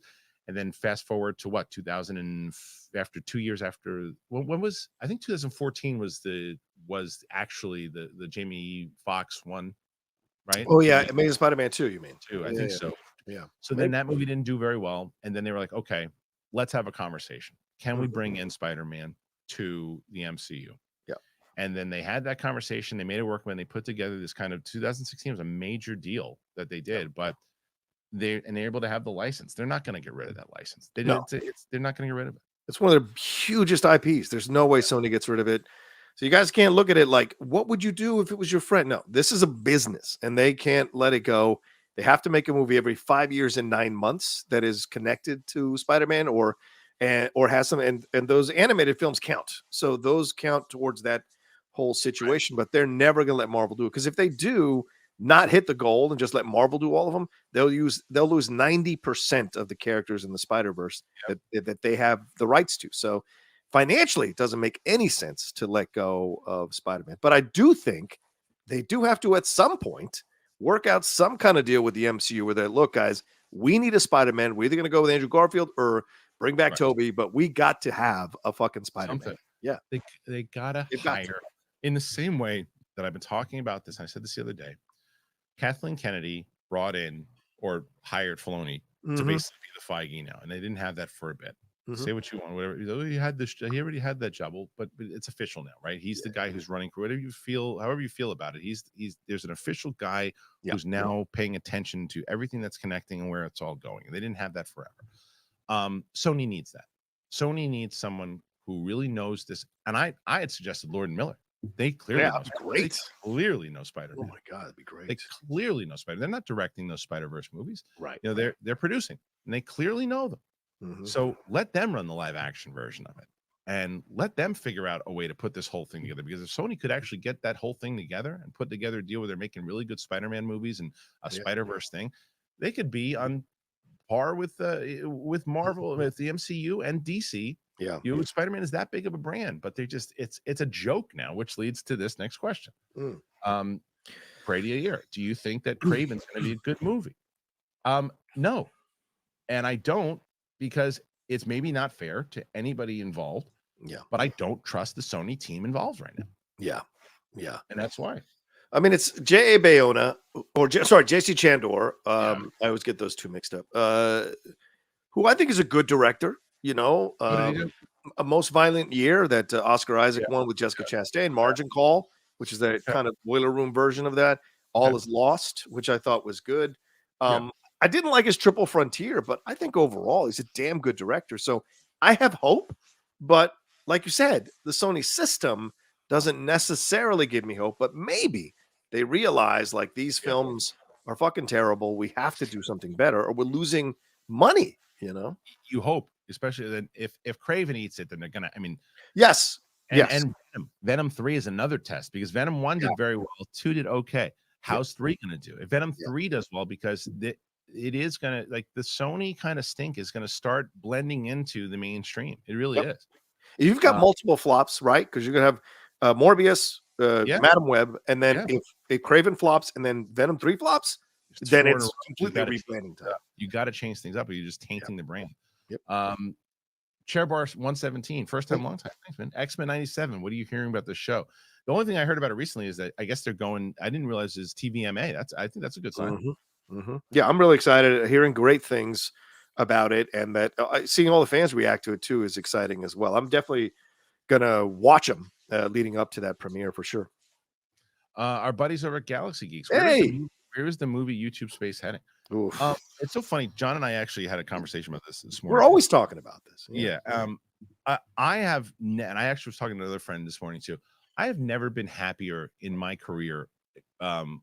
When it and a lot of people have noticed that it's probably the most pleasant I think that I've ever been while doing this. Do you know one of those reasons are? I am no longer connected to this space at all. Yeah. I'm not connected to it at all. I don't. And as you said when we were texting, it's like when I see people that I know and colleagues and stuff, when I see them at screenings, I'm very cordial to them. I talk to people and I love talking to people and I love seeing people. There's a lot of great people in this space that I would like to talk to, but I am not out there tweeting stuff. I am not out there connected to this stuff. I don't care about stature inside of like, are you one of the best critics? I don't give a shit. If you like my videos and you want to hear my opinions on certain things, right? That's why I hope you come to the channel. If you want to get some laughs, that's why I'm not looking to be a big certified movie critic and do all that. That was always the approach, and people are so wrong I don't actually see it anymore. But when people are like, "Oh, you're always saying that because you want to go to the premieres," I don't like going to premieres. It takes me an hour to get there. Exhausting. I only go there because I get the thing out earlier, and people can see the thing though too. So that ain't a benefit for me. I like going. I like seeing people there too, and I'll drive an hour away, but I don't really get that as much anymore because I also don't stay connected to it. I don't engage with negativity on Twitter. I don't engage with, and I'm not just talking about with people, with fans or anybody too. I'm not in general. If I see people yelling at each other inside the space, I see colleagues going after each other, I stay the fuck out of it. I don't stay. It has been the best decision of my life.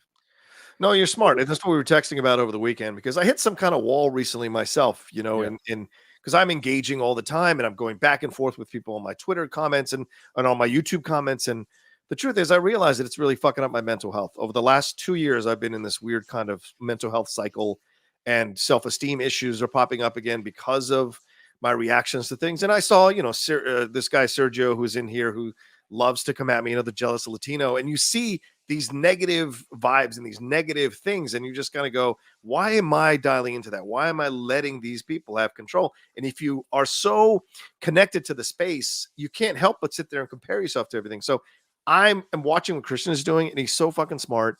And I've made a goal of mine. I said this to him over the weekend, that I am slowly going to pull myself away from all of that, and I'm going to leave social media for the most part, just post my stuff. No longer comment on YouTube comment threads that are negative. No longer go back and forth with people on Twitter. No longer do any of that, because it does fuck with you after a while. It gets exhausting. And so the YouTube space is heading to a place of conflict and battle and, calling each other out, woke, anti-woke, all that shit. I just want to put out videos and feel good again about what I'm doing. And I haven't felt that way in 2 years. And so I'm making it a goal to make it this year. I'm telling you, because that's the thing, is that it's combative on, as I said, on there's combative on both sides in certain ways. And we've talked about it at length on how it works on both ways.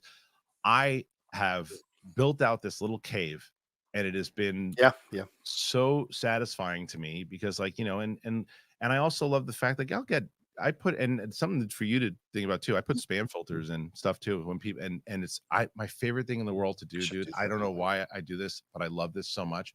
I love big full paragraphs of people that come in with like hateful comments. And nobody sees it, and I don't read it, and then I just delete it. Oh yeah. It's like you just spent all this time doing that. No one is ever going to see it. It's when hilarious. When the Charmin Obaid Chinoy stuff blew up, if people were mad with me calling out these people because of the negative things they were saying, people were sent, and I was just hiding user from channel and deleting comment, and like, you're such a coward. No, bro, I don't have to read your shit. You're nobody to me, and it doesn't matter. If you walk in with your penis hanging out of my store, I'm going to throw you out. Yeah, exactly. Right, here's the next one. Pete Parker, 2288. Craven as an interesting director and a writer from the Equalizer movies, so that gives me some hope. I think Dakota could be a good Black Cat. So that does go back, though, to the earlier question, and kind of, I guess, contradicting myself a little bit too. Okay. When I talk about the director could very well be good. I just don't trust the Sony executives at that point, and I don't trust the studio at that point. So now, look, you could see the movie and you can go, wait a minute, that could have been a good movie. And all those decisions, that looks like that was studio interference. Or be like, I don't know how much interference it was. Why is that villain beating up all those cops? But I think that it's the Sony aspect of that makes me nervous. Yeah, and if JC Chandler comes out with this movie and it's not good, on the heels of Triple Frontier being not good for Netflix, then the same criticism of him should be lobbed at him that's being lobbed at S.J. Clarkson. I think that's fair. The studio, but also the director is responsible here too. Yeah. Rock tells Rocha, I know it was you, Johnny. You broke my heart. 100%. I'm wearing his shirt. Come on. You turncoat. Come on. Turncoat. All right, let's see. Next one. I love The Rock. Brady Ayer. What do you guys think the production budget for new Superman should be? What do you think it's actually going to be? Will they be responsible? I don't think they're going to be responsible. I think they're going to spend about 240 on it. I think it should be about 140 million. I think 2 to 250. You're absolutely right, but it should be 1 to 125, something like that. Yeah, it won't be though. It'll be too big. They're going to go over. They're going to really Krypton. They're going to do all that shit. Everything. It's going to be way too big. All right, we're getting through all your comments, guys. So make sure if you want, we'll be here until the end. So keep them coming. We got a couple more for sure. All right, here we go. Hey, Kristian, thoughts on Sasha going to AEW? Did she sign? No, there's a lot of rumors that she's going to go AEW, but no one has officially said that. So I'm waiting until it actually happens. If she does, I think it's a massive mistake. Yeah. No one aside from maybe Toni Storm is on the talent level of Sasha Banks. No one. She's immediately in the stratosphere. And I think it's going down to a lower level to show what you can do. And it's like LeBron going and playing the G League. It doesn't make any sense. Right. She's a superstar. She belongs in the WWE. Yeah, maybe she won't get paid as much as Charlotte, but you're still going to make your money, Yeah, so let her spend. Let her make some money in AEW and she comes back over to WWE. Yeah. All right, I'm going to test you right now. Okay, do it. I'm going to test you, and I want you to go into the mindset of what we just talked about 5 minutes ago. Okay. Yep. All right, here we go. Matt McClure, shout out to Kristian, not Rocha. There you go. Keep going, Kristian. Following some schmoes. Appreciate all the years, man. Well, thank you for being nice to me. I wish you had also been nice to my friend. That's all right. That's what I'll say. He's a white guy. Right. What do you expect? Yeah, go ahead. Oh, stop that. All right, Callum Faden. Thank you for being my favorite guys on YouTube. Really appreciate your channels. It's great to see how far you've come. Much love from the UK, Wolverhampton. Thank you, man. Go Wolves. Great victory recently. Nice job by the Wolves over there. Love that team. Hate beating them when we play them with Liverpool, but shout out to Wolves, dog. Felix, what do you guys think the best film of the decade is so far? That's too much. Of the decade? Which decades? From 20 to 24? I mean, that's so hard to do right now. I'd have to look at like the list, and say,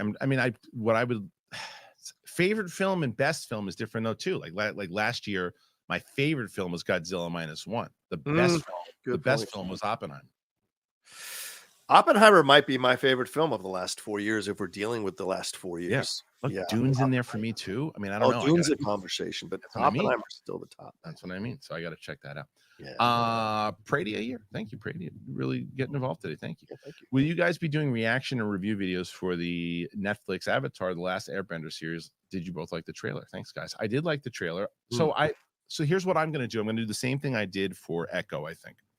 I'm going to do episode 1 and maybe episode 2. And if nobody watches them, same way that nobody watched my Echo ones, I'm not going to do any more past that. And then probably watch the whole, if I like it, I'll watch the whole thing. If nobody's watching them and I like the whole thing, then I'll just watch the series and review it. That's probably what I'll do. Yeah, I think that's about right. Yeah, like I was going to go live last night with a Night Country review it's so low in terms of the ratings. It doesn't make sense, so I'll just tweet my response. But we'll see what the response is. The finale, I didn't see it. Oh, I love the finale. I thought it was great. Okay. I enjoyed the series a lot. I didn't see the penultimate one yet, so I'm on. It's 5 and 6, so I'm close. See, that tells me where the status of it is. If you haven't even seen the final 2 episodes, it tells me where overall people feel about this. Yeah, I haven't. I like it's appointment TV watching. It's not appointment TV. It's like it's good. And my wife was watching it with me, and then she bailed because not because she didn't like it as much as she did.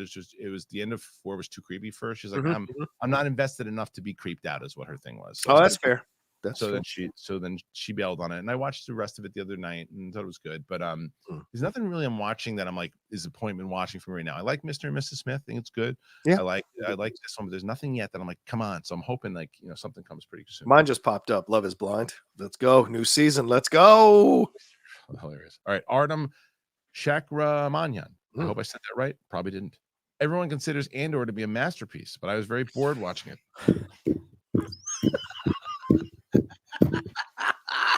Not because of the plot. Agreed. Because I'm very tired of stories that happened during 1 through 9. I think that's fair. When someone says, if you're sick of that time period, I get it. I always say that when it comes to boring, though, for Andor, there are things that are boring. Like, look, Madam Web to me was boring. It was dull. I don't find Andor boring. I can take what someone says slow, although your reasoning for it, I understand, is different, right? You say because it's during that time period and you're sick of that time period, so automatically your brain goes, come on, again with this time period. Right. I understand that. I think that's fair. But you said not plot, not characters. For me, it's when people say plot and characters are that show is boring. Like, you're just not really. You just it's kind of like you just stare. You're not paying attention to it all the way through, because that show is not boring. It is slower, but not boring. Tense throughout. I have to look at your film collection if you have an issue with this show. He didn't though. He didn't. He had a different. Right. I agree, and I understand, because a lot of people are like, Tatooine again. Fuck this, you know. Right. So I understand. Right, and that to me, the second he said that, I'm like, okay, that's I can understand that. Totally. Armada. Any chance we get Adam Ray's Dr. Phil in your show? Adam and I have gone back and forth so many different times about him coming on. I don't know if I have him come on, I don't think he's gonna do the full get up just to come on the show. So I doubt it. But I would like to have him on again. I haven't had him on in quite a while. Have you had Robert Thompson on in a bit? Not in a little bit. I haven't. Okay. The other day I did call him, because we were doing talking about how Spielberg was a big fan of Godzilla -1, and I tried to get him to do his Spielberg, and he just wasn't available. So I go into wormholes with his Jeff and Craig Ferguson stuff. Oh my god! Like, you can lose hours watching that shit. It's the best. He's Pete Parker, 2288. I love the story of the guy that kept nudging you during the Costner movie 3 Days to Kill. Oh my god, I totally forgot. I remember that one. That story I do remember. Black Widow, guys. Dude, I forgot. PTSD, man. Wow, I forgot about that. Yeah, I remember exactly where I was now. I wouldn't even have thought about that story, or probably never even thought about it ever again had you not brought that up. But I remember it just like that when you said that. You're burying it. It's just like the other day. Oh, the other day, and I posted. Did you see my Instagram picture, John, that I posted with me from like the 90s with the with this? Yes, what a hair! That haircut. Oh, what a head of hair! And I'll if I could find it before I leave, I'll post it. But my buddy sent me that, and I was like, "This is one of my close friends I've known since kindergarten." Wow. And I was like, "When did you come visit me in Florida? I don't remember that at all. I couldn't remember it." Yeah. And then when he said it, I started thinking about it. And I do remember it a little bit, but it's amazing how things just can block things out. You're getting old. That's the game. That's what also the truth. So I don't remember if I bet $750 million or not. So yeah. Well, we're getting with that. Thank God was on video. Bam 86. The solo film to group film formula doesn't make sense for X-Men. They're not Avengers. I disagree with you, and you might be the same person that said this before. I totally disagree with you. The Avengers were a group. Also, they were a group, and then they came together. It's a group. Avengers, heroes, or solos who came. It doesn't matter what also, you got to think about business and studio, and can you build out these characters? Because people will care more about Rogue than they will care about what's the Eternals. People care more, and not group versus solo, just like an unknown property versus Rogue or Cyclops or Colossus. You have them have their own movie, and you can make them smaller and not spend all those money on it. And then when you do an X-Men movie, it's special. So I disagree with your take. I appreciate your take, but I disagree with it 100%. Yeah. But I understand where you're coming from. There's a lot of other comments. Hold on, we're starting to go down here. Sorry, I think, unless I got to everybody's. No. Okay. Pretty, I hear again, man. Hey, crush it. 1923 production delays are so disappointing to hear. That is even equally more disappointing, because I hadn't heard that yet. And my wife just said to me the other day, "When's 1923 coming back?" I love that show. Are you excited for season 2? I am. Rocha, you should get into the Yellowstone franchise. If you're gonna get into it, dude, because you know it's funny. I've watched all of 1883. I've watched all of 1920. Or 1880. Is it? 1883, 1923. You're right. So I've watched both of those. I think I've watched 2 episodes of Yellowstone. And I really think that if you are going to start, you should start. I think you would love 1883. I think you would love it. I dipped out after the second season of Yellowstone because it got too melodramatic and so. Remember you telling me that? I remember. It just became ridiculous seeing Wes Bentley be everyone's bitch every fucking episode, and see the redhead girl Kelly Riley. She wins everything. She says everything so smartly, and it's like, where's the vulnerability, man, and the balance? And so to me, it got love. I guarantee you will love 1880. Okay, I gotta watch this, dude. It's so up your alley, and you'll fall in love with Isabel May. Okay, I was hoping she was gonna be Supergirl, but I'm telling you, she is fantastic. Elusive Rock. Here's $5 to the sparkling water guy. That poor bastard. I wonder whatever happened to him. He's listening right now. And that would be even better. Simon Section. Hey Rocha, I am also pumped for Ridley Scott's Bee Gees movie. Come on. celebrity cameos in the film, like Mike Myers and Bohemian Rhapsody, such as Jimmy Fallon and Justin Timberlake, Nights on Broadway. What do you think? I don't think so. No, I think Ridley wants to do a serious approach to this story because there's a lot of drama between the Bee Gees themselves and their brother, and with Andy Gibb, and then all that happened with them trying to succeed over the disco stuff, and so there's a lot to explore. The last thing you want is these little cameos that are going to make you wink to the camera. Yeah. So yeah, Bohemian's a safer film. I don't think Ridley's going to direct a safer film. So that's what I'd say. All right, Jay West. If Sony decides to sell Spider-Man and it's open to all buyers, does Disney immediately offer them $2 to $3 billion, or let another company make the bid? Well, I still think Disney's going to sell to Apple. Yes, I agree. I think that's going to happen first. So the question and what kind of shakeup happens after? I don't think Disney's going to be buying anything until Apple takes them over, whenever that happens. But yeah, I mean, I think somebody would take a. I mean, I think Marvel would want them back, would want Spider-Man back immediately if that was the case. If they're going to sell it, I just don't think they're going to do it. I think that they're going to be too. Now they probably should do it, but I don't think they would do it because I think they would make more money selling it than with the current team they have trying to make money off of it. I agree. Sony will never sell it, but like the Apple thing is really interesting, Kristian, because Jeff doesn't think it's going to happen, but you and I are on the same page. We think it's going to happen. Disney being sold to Apple.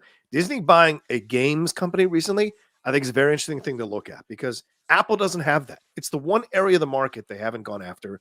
Sony and Xbox and all their section.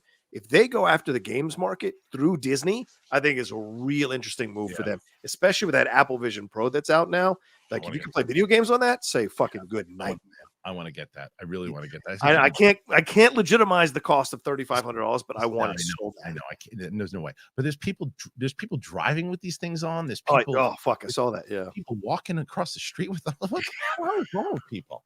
So you can get smashed by a bus. Doesn't matter if you're in a virtual world. You're gonna die. Yeah. All right. Here's the next one. Chilling in the basement. Hey. That's awesome. I like that username. TKO's plan with The Rock worked. I haven't seen a thing about Vince in days. Amy Pascal is a joke. She's killing Spider-Man like Kathleen Kennedy is her hero. All right. So when you have the first part of that with Vince McMahon. Yeah. I agree. I think that that story got pushed to the side when all of this, when the Cody stuff and all that, when they went back to business, got put. Now it will resurface. Sure. Because there'll be more, because once the actual trial happens and once things, it'll resurface, it'll come back up. But their goal of pushing everything towards promoting WrestleMania was successful. Yes, 100%. I mean, overall, yes. I mean, I think they fumbled The Rock coming back, but other than that, it has really worked. There is a law firm that announced today that they are looking for people who have issues with the WWE, Vince McMahon, a very big law firm, I think, in Chicago. So there might be more of this to come. But I think wrestling fans want to just kind of look at Lesnar and brush him aside, look at Vince and brush him aside, and focus on the current wrestlers, because the current wrestlers weren't involved in the shit that Vince was doing back then. And the current team of Endeavor. Exactly. The current team of Endeavor is responsible. Yeah. All right. Next one. Luke Walks the Sky 54. What up, Luke? Saw him a damn web on Saturday. Yeah, that's a movie. Kristian, I thought of you when that subway scene happened. I couldn't get that image out of my head. It's the worst. It's the worst. I'm telling, and it's one of those things that people wouldn't even notice. There's little things that I notice in the same way. If you go back and you watch the Quiet Place trailer one, or Quiet Place day one trailer. Yeah. When she's first walking, there's an extra in the background who does this incredible spin. He does this spin. He goes, woo, just kind of spins around. And that's the kind of shit I notice more. I agree. It drives Lindley crazy how much I'll pause a show and show her how an extra is acting the fool. Oh, I love it. And how I would have yelled at the extra if I was the director. Love it. All right, here's the next one. Matt McClure. All right, Matt comes back. Me. And he said, Rocha, we disagree on a lot, but respect for the hustle, man. See, look at that. Thank you. See? Respect back to you, Matt. Thank you for being kind in that way. And that is why, but that's my point. That's my point. Had you gone off on the guy and started screaming and yelling at him, he wouldn't have come in and said that. You know what I mean? I know. That's why I didn't do it. I know. I love that. I love that. All right. I'm starting to change. Will you guys do a live review on Dune 2? So that's a great question. I didn't talk to Rocha about this, but we're going to land to a place where on Monday, a week from, well, it wouldn't be a week from today. It would be 2 weeks from today. We're we're gonna be it'll be the weekend after the movie comes out. I think that the majority of the whole episode live should be a spoiler review. To be Let's honest, do it. yeah. I'd So love to do it. I think that the answer to that question is yes. I think most likely John and I will be doing a full-on spoiler discussion for Dune on that Monday after it comes out. I'd love to. Why not? Okay, great.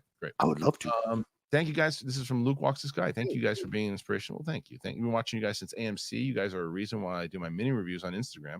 I will work up to YouTube. Forest Hills, Queens. There it goes. All day. Well, thanks, man. I always say I met a dude at the Critics' Choice Awards. And choked me up a little bit, to be honest with you. Like, the guy was from Canada, a really nice guy, and he comes up and he's just like, "Look, just kind of like, had been through some tough times, and then we started watching us on Collider and AMC and all the schmoes and all this stuff too, and like and because of it, became like a film guy, a film critic, and works in." And he got himself to be in the BFCA, and he's came to the Critics' Choice Awards, and like it was just it's amazing how like you do these things and like people are really in the say, like, again, kind of words like what Luke says here too. So just what I say, the same thing, man. Just keep pushing and keep doing your thing. My favorite DMs are the people who say, "Hey, man, your work or your videos, I turned to them when I was really down." I mean, like, we all get them, and they mean the world to us because we've all been through tough 100%. times. And inspired by other people. So to be someone who inspires other people, it's really humbling. You know what's funny about that, dude? Like, I was watching. Do you follow Steve Gutenberg on Instagram? No, really. He is a fantastic follow. Okay, done. Follow him. He's where it's totally where it's his entire feed is just positivity and appreciation of people in your life. That's great. He posted one. I don't know if it was from yesterday or just one that popped up in my feed. But he was walking around on the street, and some guy stopped him and goes, "Hey, I love your videos. I love what you do on Instagram." And he goes, "I didn't even know that guy." The guy told me, and it made me appreciate it. He goes, "So tell people what you're doing. You like their work and the stuff they're doing in general, or just in general. To tell people that what they're doing is good." And it made me feel good. And Steve Gutenberg is doing great work on Instagram. He is the total opposite of what the internet is what you think of when you think of the internet. Yeah. He is what you hope the internet is. That is my plug for Steve Gutenberg, is that that's great. His Instagram feed is what the internet should be.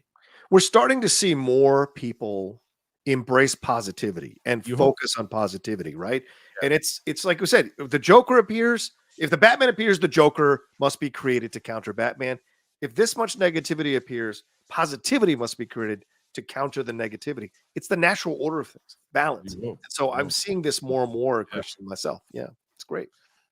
Felix, Rocha, will Liverpool win the Premier League? I don't know. We're number one right now. You see that, right there on the edge of the screen there. My sign for Liverpool. We're number one right now, but there's a lot of big games to come. Don't count anything for granted. Arsenal's playing great. Man City tied Chelsea, but there's a lot of, we got to play Man City and we still have to play Manchester again. So there's still time to be derailed. But right now I love how we're playing. We have some injuries with Jota and Jones over the weekend, but just give it time. Let me tell you what I just heard.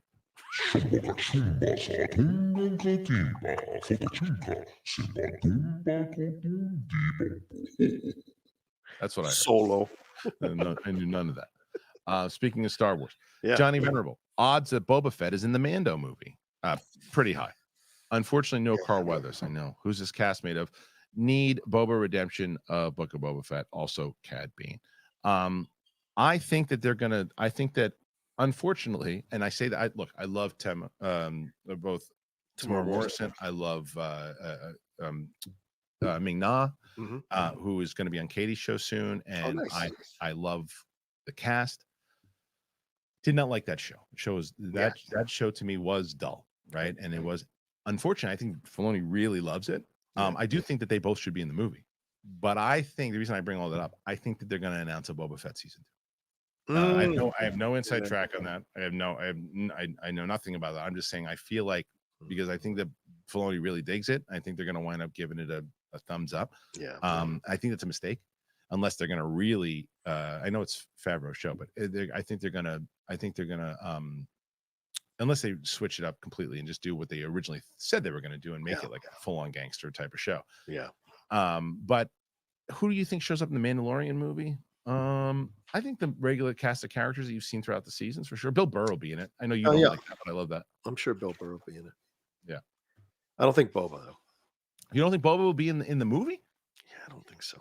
Oh man, that's gonna come with another bet coming up. I'll tell you that Boba's definitely gonna be in that movie. They want to keep it small. I think they want to keep it small and a standalone adventure without. You gotta have Boba Fett in the first kind of in that time period. I think Fennec Shan more than Boba. I would see that more than Boba. If you can't, you're crazy. I know. You're crazy. I know. Crazy. All right, here's the next one. Dude, these numbers keep increasing. Let's go. Yeah, Killian for Doom.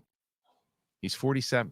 Pedro's 48. Perfect age range. I get it. Killian is a star like Pedro. He's just not as he's just as talented. 100%. He's yeah. And I said it when I said it before. Cillian Murphy is awesome. Yes. I love Cillian Murphy. I just don't think he's right. I'm not talking about age-wise. He's right age-wise. I just don't think he's right for the role. I don't think he's imposing. No. I don't think he's I just don't think he's right. You don't want another skinny intellectual. Yeah, he's right after he just played Oppenheimer. In Peaky Blinders, where he plays a stoic and ambitious Romany gypsy gangster. I see Victor Von Doom. That's fair. I'm not as familiar with Peaky Blinders. I hear great things about it. It's a great show. I love Peaky. I know people love it. So I don't know. Yeah, I'm not sure. Okay. Any ideas? Well, Jim 1. Any ideas what's going on Screen Junkies fandom? No new commentaries, videos from Spencer and crew for months. Shame. I'm watching for years. I don't know. And like I said, this is one of the things about me just not being connected to this industry. I don't really talk to a lot of people anymore. And I mean, I talk to people. I talk to people here and there, and I talk to Ellis all the time. Ellis and I text you probably like at least almost once a day.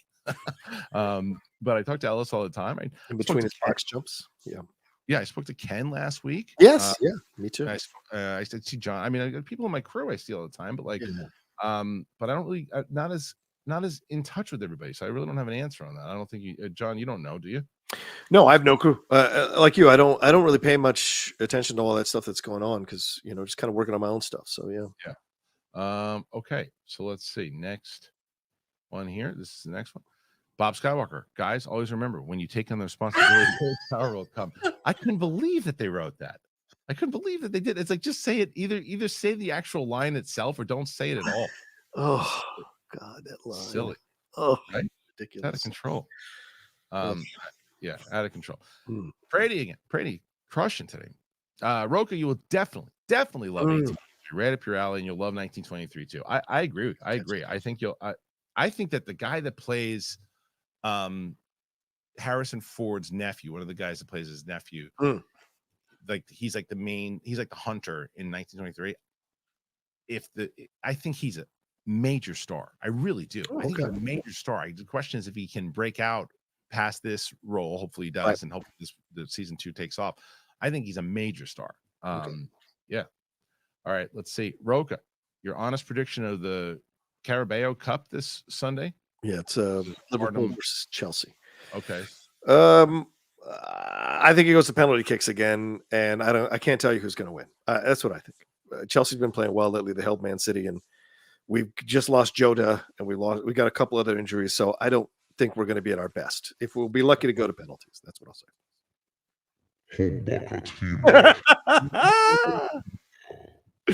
Let's see. Next, Matt McClure. Do you guys actually have faith in a James Gunn-led DCU? I'm praying it's great. We need the DCU to succeed and to be able to grow alongside these heroes. I have faith in James Gunn's casting. I think he's excellent in casting. I think it's one of his strengths. Yes. I will come back to me after I see Superman. Yeah. Because that is, if that movie fails, James Gunn's DCU is over. It's over. Yes, 100%. It's over. You can't go forward with anything else. It's got to work. Yep. And I do think it will work. I do. So the answer is, do I have faith? Yeah, I do. Do I think that, once I see that movie and if I come out of the movie going, that's exactly the type of Superman movie we've been looking for years, and did they set everything up well, then I'm going to even have more faith. Yeah. How do you feel about it, John? Agreed. Just like what happened with Snyder, right? Man of Steel wasn't 100% accepted by the Superman fans, and that ended up bleeding over into everything else and eventually led to the end of the Snyderverse. So same thing will happen here. If Superman Legacy is not 100% embraced by the fans, James Gunn's universe is doomed. It really is. Matt follows up again. Said Collider's demise is the first time an empire fell and the remnants burned brighter because of it. Well done, guys. I've missed movie talk. Well, thanks, man. I mean, look, it was so funny that I was talking to somebody about this before we went on the air today too. As I look back, I hated that time period. I hated it. Like people like when they bring up like Jedi Council, Collider Live. I hate those shows. I hate them. It was, and I wonder also it was because it was, just a very unhappy time in my life in general, a lot of things. But and people someone asked me this, would you do it all over again? Yes, I would. I would probably have just stayed with Schmoes. If I know what I do now and know how YouTube works, I'd probably just stay with Schmoes. I would probably have done, AMC Movie Talk was a lot of fun. I had fun. I did have fun in AMC Movie Talk. Yeah. And then when we moved over to Collider, and then nothing against the people there. I had yourself included. Like the people there, I had fun. I didn't like the corporateness of it all. And my wife said this to me the other day. She's like, I can't remember what it was. I was talking about something. She was like, you just don't do well working for people. And I said, I don't. I just don't. Yeah. Yeah. And I know that. Yeah. I'm in the same, and Kristian was very kind to bring me on there and lobby for me to get a full-time job there. And I learned so much from the people there. But it had to implode because it was just too toxic. It was being run in a bad way. And the new version of Collider is much more diverse. You've got much more interesting opinions about stuff. And I love the new version of Collider and the people, a lot of the writers who work there, I read their stuff and I'm very, like Maggie Lovett, I'm very impressed by the stuff they do. So this version is a lot better than the version that was before, I think, overall, because there was just like a lot of weird stuff that was going on. I think it was more so, I mean, for me, it's more so about just the entire space in general. But yeah, right. But I agree with you. I can't work for people either. I am really in that boat now. Make that very, very clear for myself. Yeah, so. And it's also, and I wouldn't change a thing either. But it's also why, there are people who just career-wise want to do the movie reporting, movie news, all that stuff. Yes. And God bless them. I just not anything I ever wanted to start doing. Like even when Mark and I were doing reviews, it was always like, hey, let's take the everyman point of view, and just the same way that we walk out of a movie theater, let's just talk about it. And this is essentially how I approach my show on my UAP, my UFO show on Tuesday. Is the same thing I said to Riley. Like someone said to me the other day, well, you don't know the names. I'm like, no, I don't know the names of certain people. I'm learning them in the same way that when I go to see a movie. I remember being on the air with Kevin Pollak one time, and there's a movie that popped up. I was like, oh, and that person's name was this. And he's like, you review movies for a living? You don't know this? I'm like, no, because I'm not a freaking movie critic. I've never called myself a movie critic. I'm someone who if you like movies. I like movies. You listen to my opinion because we have similar opinions. I guess you want to put me in that critic space. Sure. Fine. But in the same way that and then there was a thing, and it wasn't just Collider, it was everything, in that everyone took themselves so seriously. It was major news networks, and it was whether they were on CNN or Fox or whatever. And I'm like, guys, we're talking about movies. And it's like, well, we got to cover this. We got to cover this. We got to cover this. I'm like, ugh. And I just wasn't happy during that time period. And I've talked about it many times, and I've and it's very similar to where we've all been there. But I went through a phase where I was, and I've talked about this many times before, but we lost Schnepp, I lost my brother, and I carried that shit, dude, and didn't talk to anybody about it for years. And then I fucking blew up on the air, and there's still people who come in and comment on it to this day because the internet remembers, right? The Disney thing? Oh yeah, that fucking the whole Galaxy's Edge thing. When that thing went down, it's and look, and it was a bad day at work. Yeah, we all have. I had it on air. I had it on air, and it happens, right? It happens. So, but it's one of those things that it's just not a happy time in my life. I when people bring it up, I appreciate to this day. I love Jedi Council. I'm like, glad you did, because I felt so bad because a lot of times we have to just structure it out and be like, here's the story. But what if I want to spend 30 minutes on this topic? I'll spend today, we'll spend on one topic, we'll spend 40 minutes on it. And I'm like, oh, I didn't get to the other one. But it's like, well, and the poor graphics guy would pull up all these different things. I remember one time I went off and I didn't do it. I just spent, it was a really good episode, but we spent 40 minutes on one topic. And they were like, can you get to all the topics, please? Because we had to have so-and-so pull all these things. And it's a lot of work, which I understood. It's a lot of work. Of course. I'm like, I don't want to do this anymore. I didn't like doing it. I just didn't like doing it. I know, brother. I know. And I say Neither of us, I think both of us, we cannot work for another in that way. Like we have to build our own thing. You're right. Lauren L., the assumption that Sony can sell Spider-Man is odd to me. They don't own Spider-Man. Hence, if they don't make a movie in amount of years, it reverts to Marvel. Well, that's the whole thing, is that they're going to have to keep making movies. And I wonder if inside that contract, because Madam Web is connected to Spider-Man, that it counts, and what it means also to the because Ben Parker is in it. Does it count? You know what I mean? Like, so that's the kind of stuff. I wonder why they put these things out, because they keep the property. And why they do the animated one too, to keep it connected. What do you think? What? That it's I think it's madness that they would ever sell. I don't think they'll ever sell. And why would they ever sell? Yeah. Sterling Jones, possible unpopular opinion. I would lose some respect for Boyega if he came back to Star Wars, to the ones who hardly screwed him over. Well, I mean, look, actually, another conversation that John and I just had recently. The thing is, what I've always also noticed is that people have the very similar opinion you did. That when it comes to, well, someone hurt me, someone did this, I'm never going to work with them again. That sometimes could be a detriment to yourself if the business opportunity is right. Right. Now, it depends on what that is, right?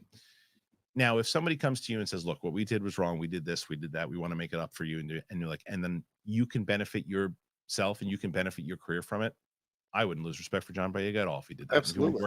If he want to work with his friend Daisy Ridley, more power to him. Right. There's certain times that, like, we were talking about, like, wrestling. You know how many times that wrestlers have talked crap about the company and this, and then they showed back up? I mean, Bret Hart. How about Bret Hart getting screwed? Bret Hart came back to the WWE. Couldn't believe that. The Warrior, Ultimate Warrior. All these people came back because the right business trumps, personal feelings, and it should. Yeah. Depending on what the situation is that happens and who it is that does it. Yeah, and I think it's very clear that's a different. Even though Kathleen Kennedy's still obviously, but I think it's a different regime. They understand what happened the last time around with that sequel trilogy, and I think Boyega has a different approach, and he's gotten older too. So there are going to be demands that Boyega has that he's going to be very firm on, like Daisy is, because they're older actors. So they're going to come back to a situation that works for them, as opposed to being a slave to the studio in a way to what they want. So I think that's important. Yeah. Again, guys, you guys are firing a lot of questions here. Thank you so much. Diamond Rattler, thank you for everything you do. Just wanted to show some class, just a little. I lost my pop, but thank you. Oh man, thank you, Rocha and Harloff, for continuing. Well, I'm sorry for your loss. I'm very sorry for your loss, and thank you very much for the kind words. And I'm glad you showed more than a little class. You showed a lot of class. Agreed. So thank you. And take it day by day, brother. Take it. Yeah, for real. Butt funnel. We're missing you. Thanks for the great live streams, Kristian and John. Thank you. Appreciate it. Always nice to see you, Butt Funnel. Always make the stream. I know we're doing something right when Butt Funnel. Signed B Funnel. Look at this. Brady coming in hot. Wow. Taylor Sheridan wanted to shoot the whole 1923 story together. However, due to the high cost of production, it was divided into 2 seasons. I get it. 1923 cost an insane $500,000 a minute, 35 million per episode. What? That's the most expensive production. That's crazy. That's crazy. Wow, that is crazy. Wow, that's too much. That's a lot of money. But I really, John, I really want to get your thoughts on it. Okay. I really want to get your thoughts on both those shows. Bruce Crawford, y'all think Maverick is the best? Top Gun Maverick is the best of the decade. It's one of the best studio movies for sure. It's one of my favorite movies for sure in a while. Great. And I also want to get back to Prady because that was a very nice super chat. Thank you for that. And yeah, there are a lot of different series that spend way too much money, but I think when you get to Sheridan though, it's kind of like earned it, didn't he? Yeah, I think so. And plus, he's minting money for that for Paramount with all this stuff. So it's not a problem for him to ask for that kind of a budget. Yeah. Exactly. All right, let's see. Jeremy, love the show. Have you ever thought about having Vogel or Shannon on the show? I love the Geek Buddies, especially their insider writing. Much love. Yeah, I mean, look, Shannon and I are definitely. I mean, is all three of the guys I was getting along very well. Shannon, out of the three, I knew the less. Yeah, right. Like Mike at Florida State. Like as I said, John and Mike were like. John was the guy that I was like, this guy doesn't seem like he belongs in the theater school. as where Mike definitely did, but Mike wasn't one of these stuck up theater Right. turds that a lot of these Florida State theater turds were. There were a lot of Florida State theater turds. And Mike was not one of them. Mike was super nice, super awesome. And I worked on Shoes and Beef with Mike. Yes. And Right. I love Mike. I'd love to have both of the guys on. It'd be great. It'd be great. Let's see. Keep going. I think that's all of them. Yeah. Is that it? I think that's it. From what that's it. Okay. That's it. Wow, we did it, John. That was amazing. You guys crushed it today. Thank you. We're supersized episode here today on the big thing. So, John, we did it. Thank you, brother. Where can they find you? Always at the Rocha Says on Twitter, Instagram, and TikTok, the Outlaw Nation on Twitch, and my YouTube channel, youtube.com/John Rocha Says. We're doing all the stuff there, like the Hot Mic, the Geek Buddies, not Cinephiles, but the Hot Mic Geek Buddies, my reactions, Jedi Way with Laura and Kevin Smets. Come and hang out there. And my podcast, the Cinephiles, the Geek Buddies, and the Hot Mic, that are all separate podcast feeds for y'all to enjoy. All right, guys. So once again, if you're able to, you have the means to, please consider one of our sponsors here today. That really keeps the show going a lot. Tomorrow, if you're a fan of UAP Tuesdays, oh man, we got a great show. We got the first ever UFO lobbyist, Steve Bassett, is on the show. And he is going to be on the show with me and Riley. And it's in studio. It's amazing. I'm so excited for you guys to hear it. So please make sure you check that out. For John Rocha, myself, everybody else, thank you to everybody who commented here today and put your likes and comments and all that stuff in. Appreciate it very much. And we'll see you on the flip side. We'll see you tomorrow. Peace out. Thanks.